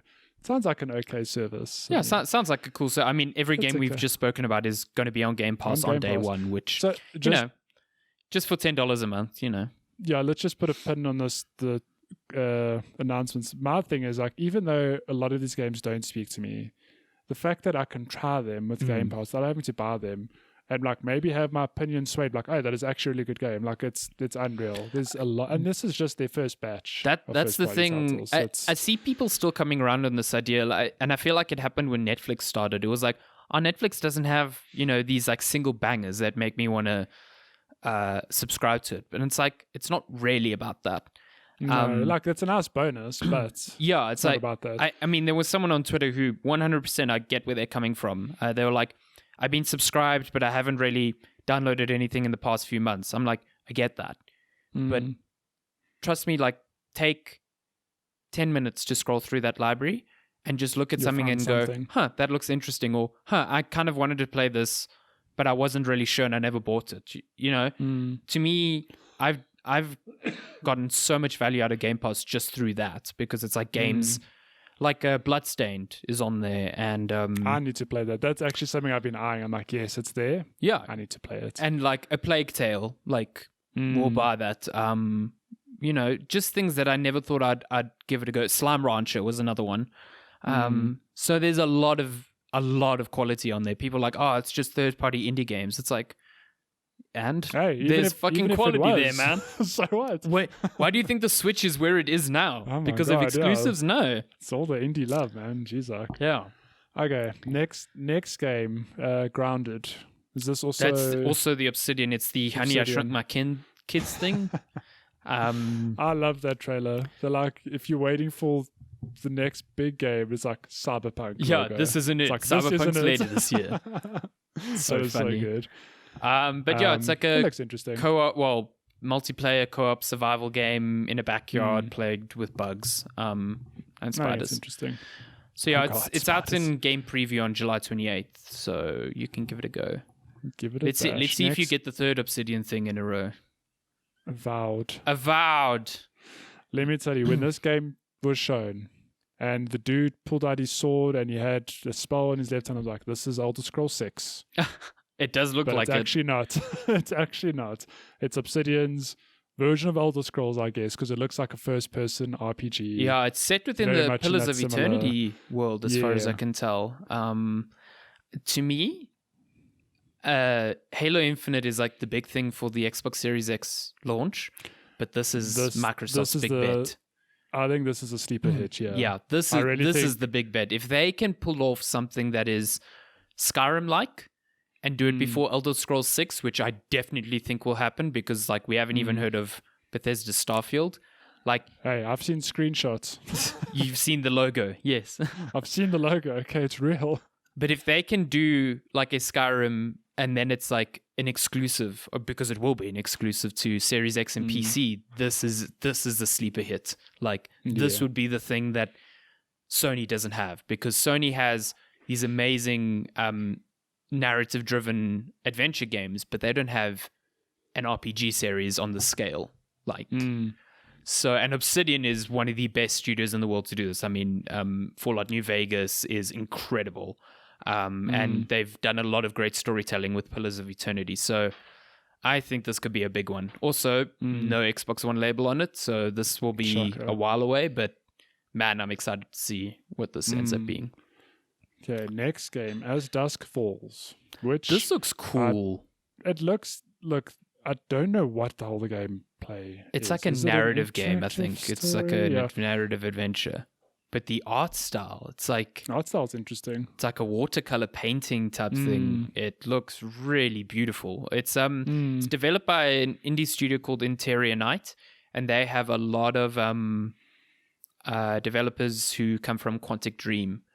So Okay. yeah, it will be an interactive drama, but it looks beautiful. It looks really, really nice. I'm keen to see this. Okay, Crossfire X, which, as far as I know, is a game. It's like a from Counter-Strike China thing. that is now being westernized. Yeah, I think. so as far as I know, Crossfire X is like one of the biggest shooters in the world that the Western world just doesn't know about. It's like a Counter-Strike thing, but so that's coming to Xbox. But the big thing is that Remedy Entertainment, makers of Control and Alan Wake, they are busy making a campaign in Crossfire. Okay, I didn't know that. So that's going to be like a psychological and character-driven, first-person shooter campaign, which looks pretty cool. And it's coming later this year. So yeah. Psychonauts 2.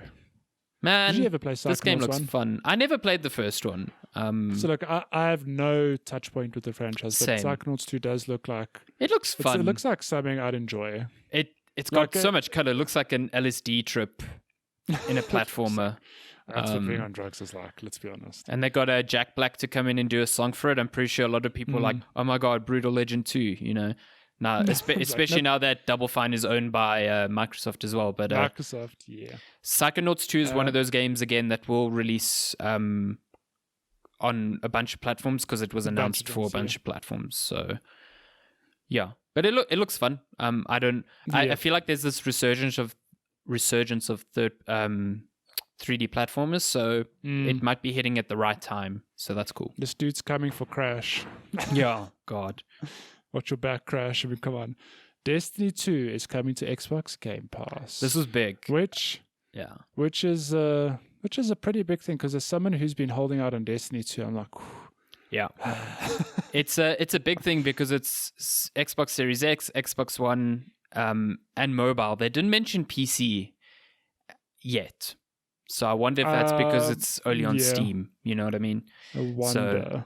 But the big thing here is that you'll get all the expansions, and the brand new expansion, Beyond Light, coming out in November, will be launched on Game Pass as well, which is amazing.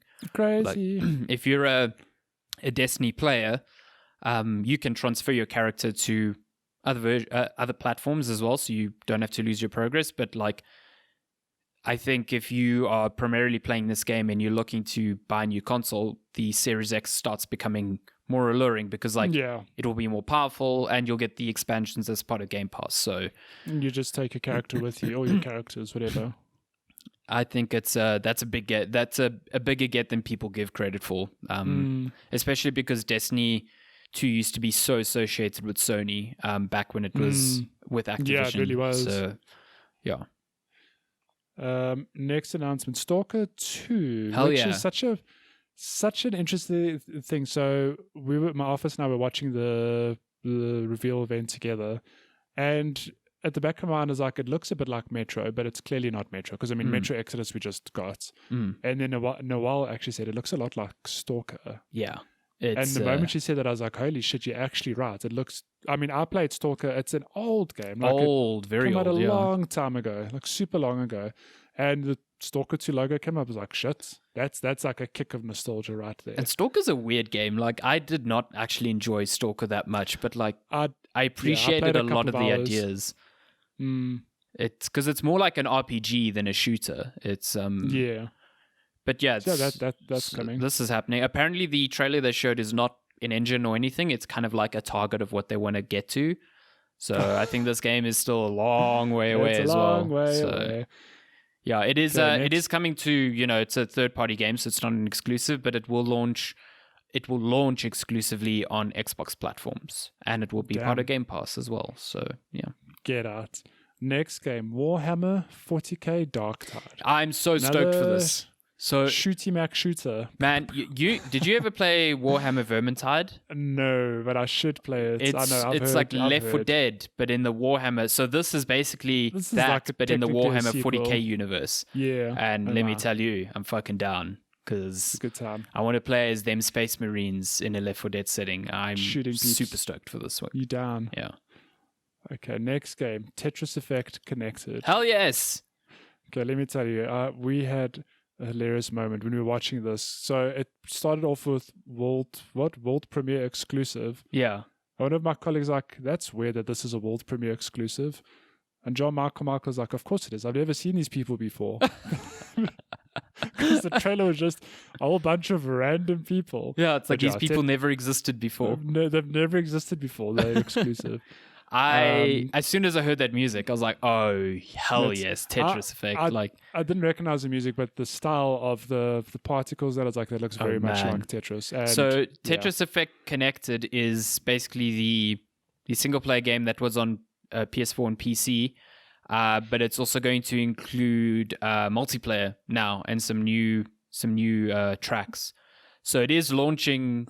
It will come to other platforms eventually, but it has, I think, a 6-month exclusivity on Xbox and Xbox Game Pass. Available on Game Pass. Yeah, and it's out later this year. I can't wait to play some multiplayer Tetris Effect because Tetris Effect is literally one of my favorite games ever. It's just so fucking good. I need to still play it. It's so good. It's like whenever I'm having a stressed out day and I don't know what to play, like that thing just, it zones me out in the best way. Yeah. It's so good.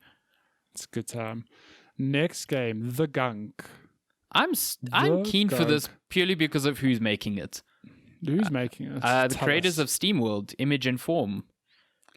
So, when you say the creators of SteamWorld, is this SteamWorld Dig in those games? Yeah. So they're all the same developers, even though they're all different games. It's all the same dev. I wasn't sure because I'm like, SteamWorld's like not at all a unique word. Like steampunk and SteamWorld, like to me they're almost interchangeable. I didn't realize that. I loved SteamWorld Dig 2. Yeah, that is SteamWorld Dig 2 is so good. Underrated that's gem. That's my only touch point with these dudes, and shit, okay, I didn't know that. So yeah, yeah, that's why I looked at it. I was like, this looks kind of cool, like an action platformer. And you like absorb gunk through your glove, which is interesting. But just because I know like SteamWorld, Heist, and Dig, and the card game Hand of Gilgamesh, they were all different genres and all really good. So like I trust Image and Form so much now that I'll play whatever they put out. The next game, this one caught my attention, The Medium. Yes. Now, I don't know what the gameplay is like at all, but the trailer itself, it marks itself as this dual reality game. Now, I don't know what that means in practice, but let me tell you, what they showed looked incredible. Yeah. Like, really, really good. So as far as I can tell, it's like a psychological horror. Something almost looks like Silent Hill. Yeah, it's got like Silent Hill vibes, except my understanding is that in Silent Hill, it really was like you go through moments where you're just in the normal world and like the upside down. Sorry, for lack of a better term. Stranger Things upside down. Yeah. Whereas this, I don't know if you can like switch on the fly. Yeah. Or do you play this? Like, they don't really make that clear, but what they did show is like, here's this scene happening in this world. And then they like almost crossfade. It's like, here's the exact same scene happening in the other world. Like different lighting, different style, different everything. Not different style, different. It immediately reminds me of that level in Titanfall 2 Yes, it's exactly that. Yeah, or Dishonored 2 has a level that's similar. But yeah, I don't know if you can switch at any point, but the trailer made a big point of being like, these are two worlds rendered at the same time. At the same time. So it makes me think that you have to switch. Yeah. Or have the ability to switch. Yeah. It looks really, really cool. It's made by Bloober Team, who did Blair Witch, which I really didn't like. So I'm hoping this looks a lot more ambitious than their other stuff. So this is launching exclusively first on Xbox One as well. I think I don't know when it's coming out. They didn't say, but it looks really cool.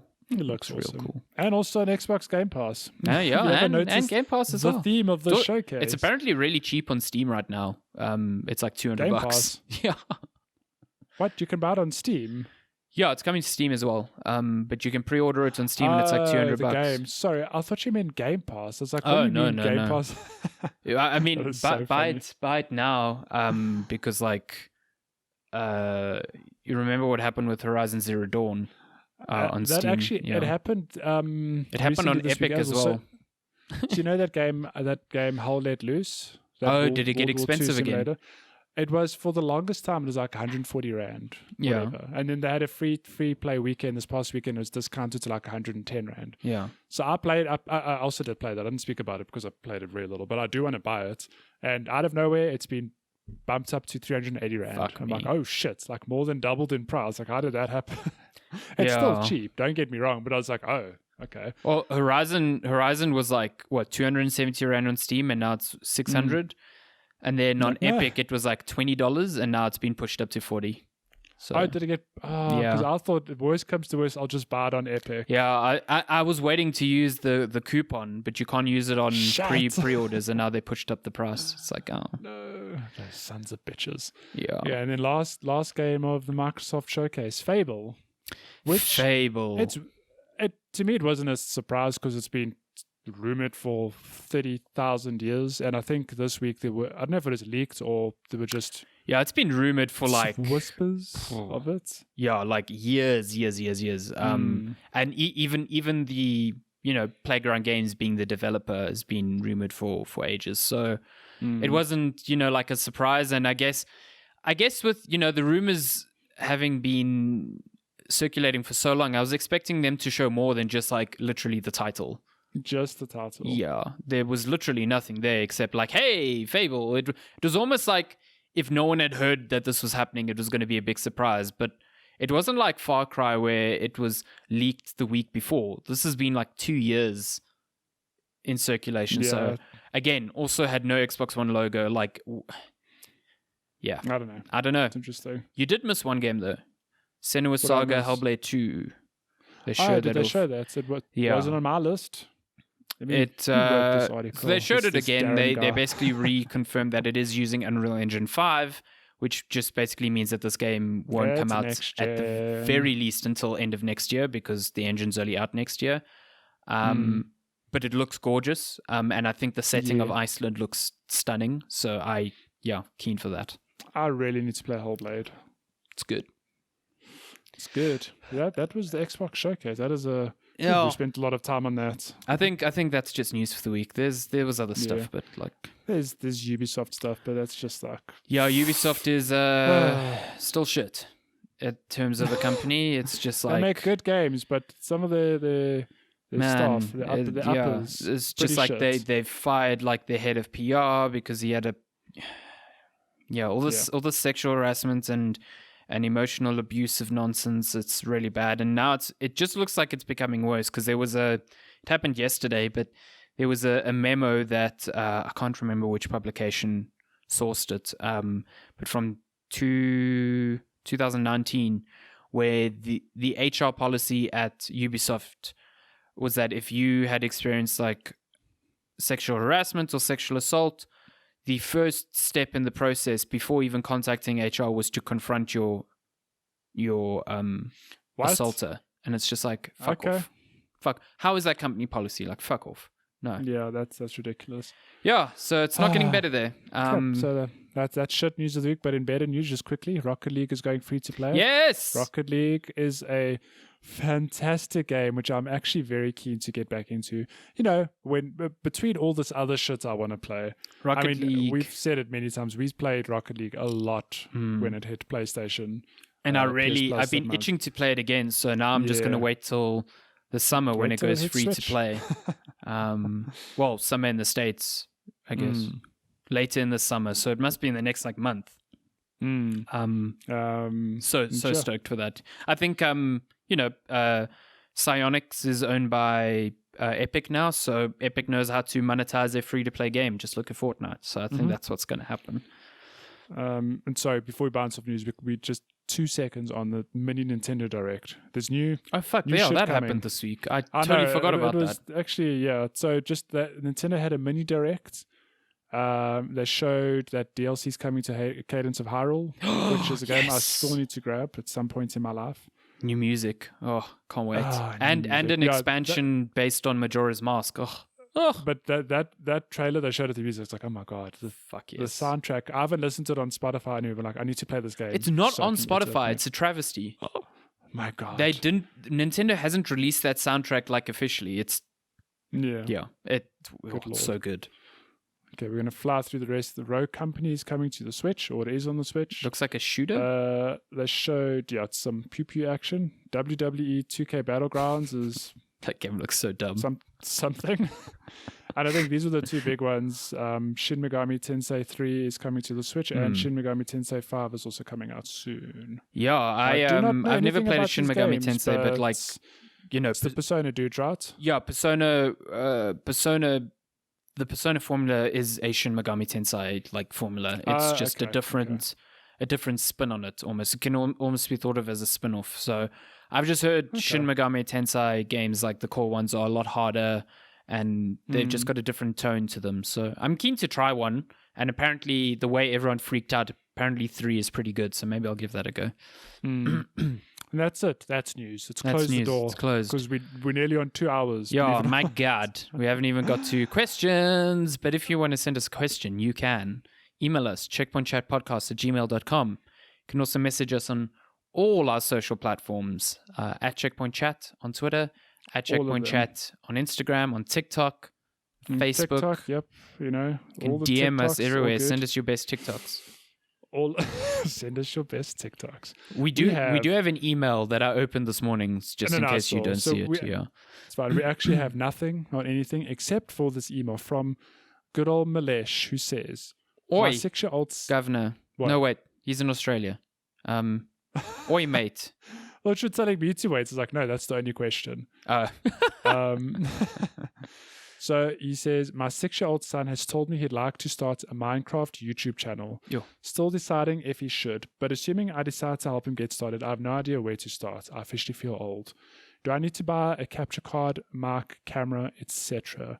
Yeah, they're starting young, hey? 6 years old, wanting to be that with streamer. this sort of thing, I can tell you on Twitch, I think the T's and C's prevent underage people from streaming. I think it's the same with YouTube, to be fairly honest. But I'm not sure, because I know there are a lot of popular young Minecraft YouTubers. I just don't know at what, what is the cutoff or the startup age, or if it's the free fall. I don't actually know. So I think, Malesh, before you start, I would investigate the T's and C's, because the reality is, if your son is too young, YouTube's just going to take down his channel, and that's just going to be heartbreaking. And also, even if he's young enough to stream, I mean, this is more a parenting thing. So, I mean, I'm not a parent, but YouTube is the internet, and the internet is fucking scary. So I think, if anything, if you do decide to let him start, it just needs to be something that you moderate quite heavily. To moderate quite heavily, I think, which is not a difficult thing to do. Just you need to be aware of it, sort of thing. And it could be a cool hobby that you two share, you know.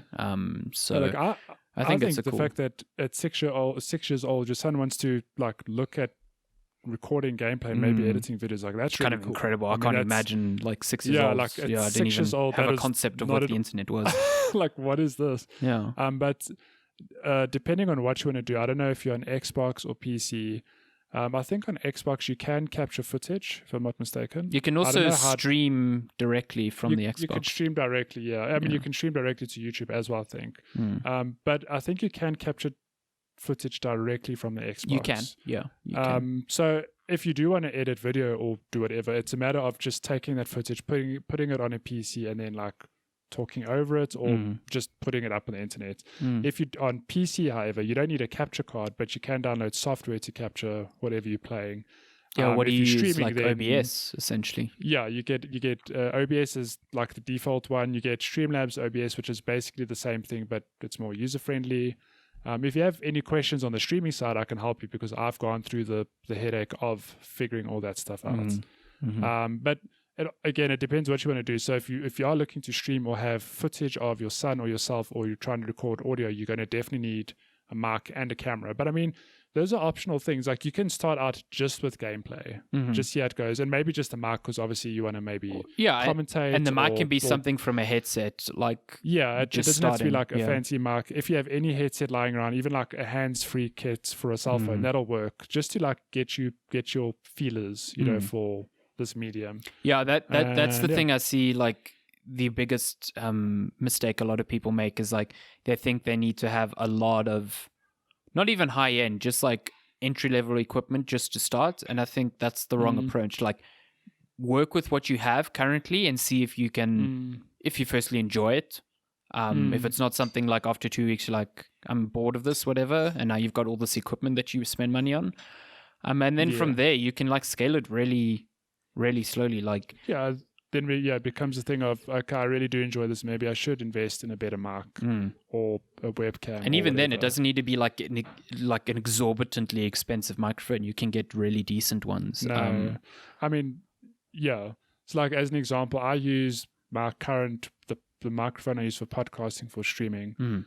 And I've only now, after nearly 2 years of streaming, reached a point where I'm like, this microphone's fine, but I do want to get an arm stand and maybe a different microphone for streaming.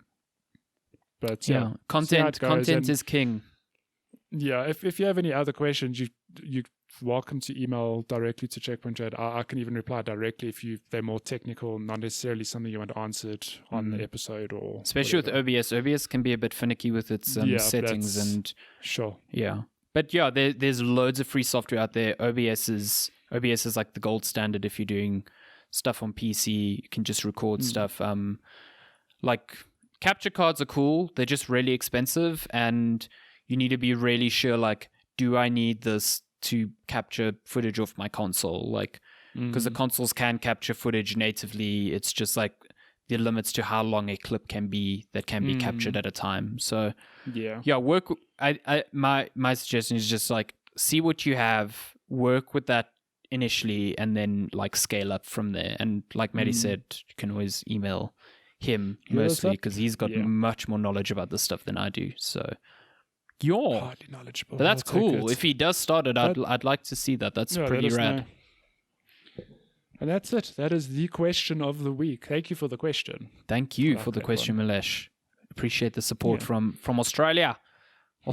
Crocky. Where you can't turn on arachnophobia mode in Australia. You're just fucked. If you put that off, half the wildlife in Australia would disappear. Oh God, that's why I never moved there. I would not feel safe, like taking a poop there with all the spiders.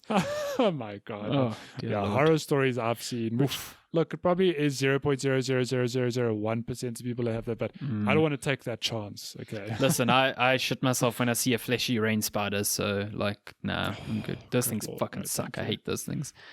Yeah. But that has been episode 109, Checkpoint Chat. It's another long one. These are never getting shorter at this rate. Yeah, I know what it is. It's, So sorry, guys. Oh, my God. But we hope you enjoyed the conversations, the chats. As always, if you've been listening, thanks again for your support. Give us a like or leave a rating on whatever platform you listen to, especially Spotify. Now that they've launched charts, we'd appreciate some ratings and some reviews there.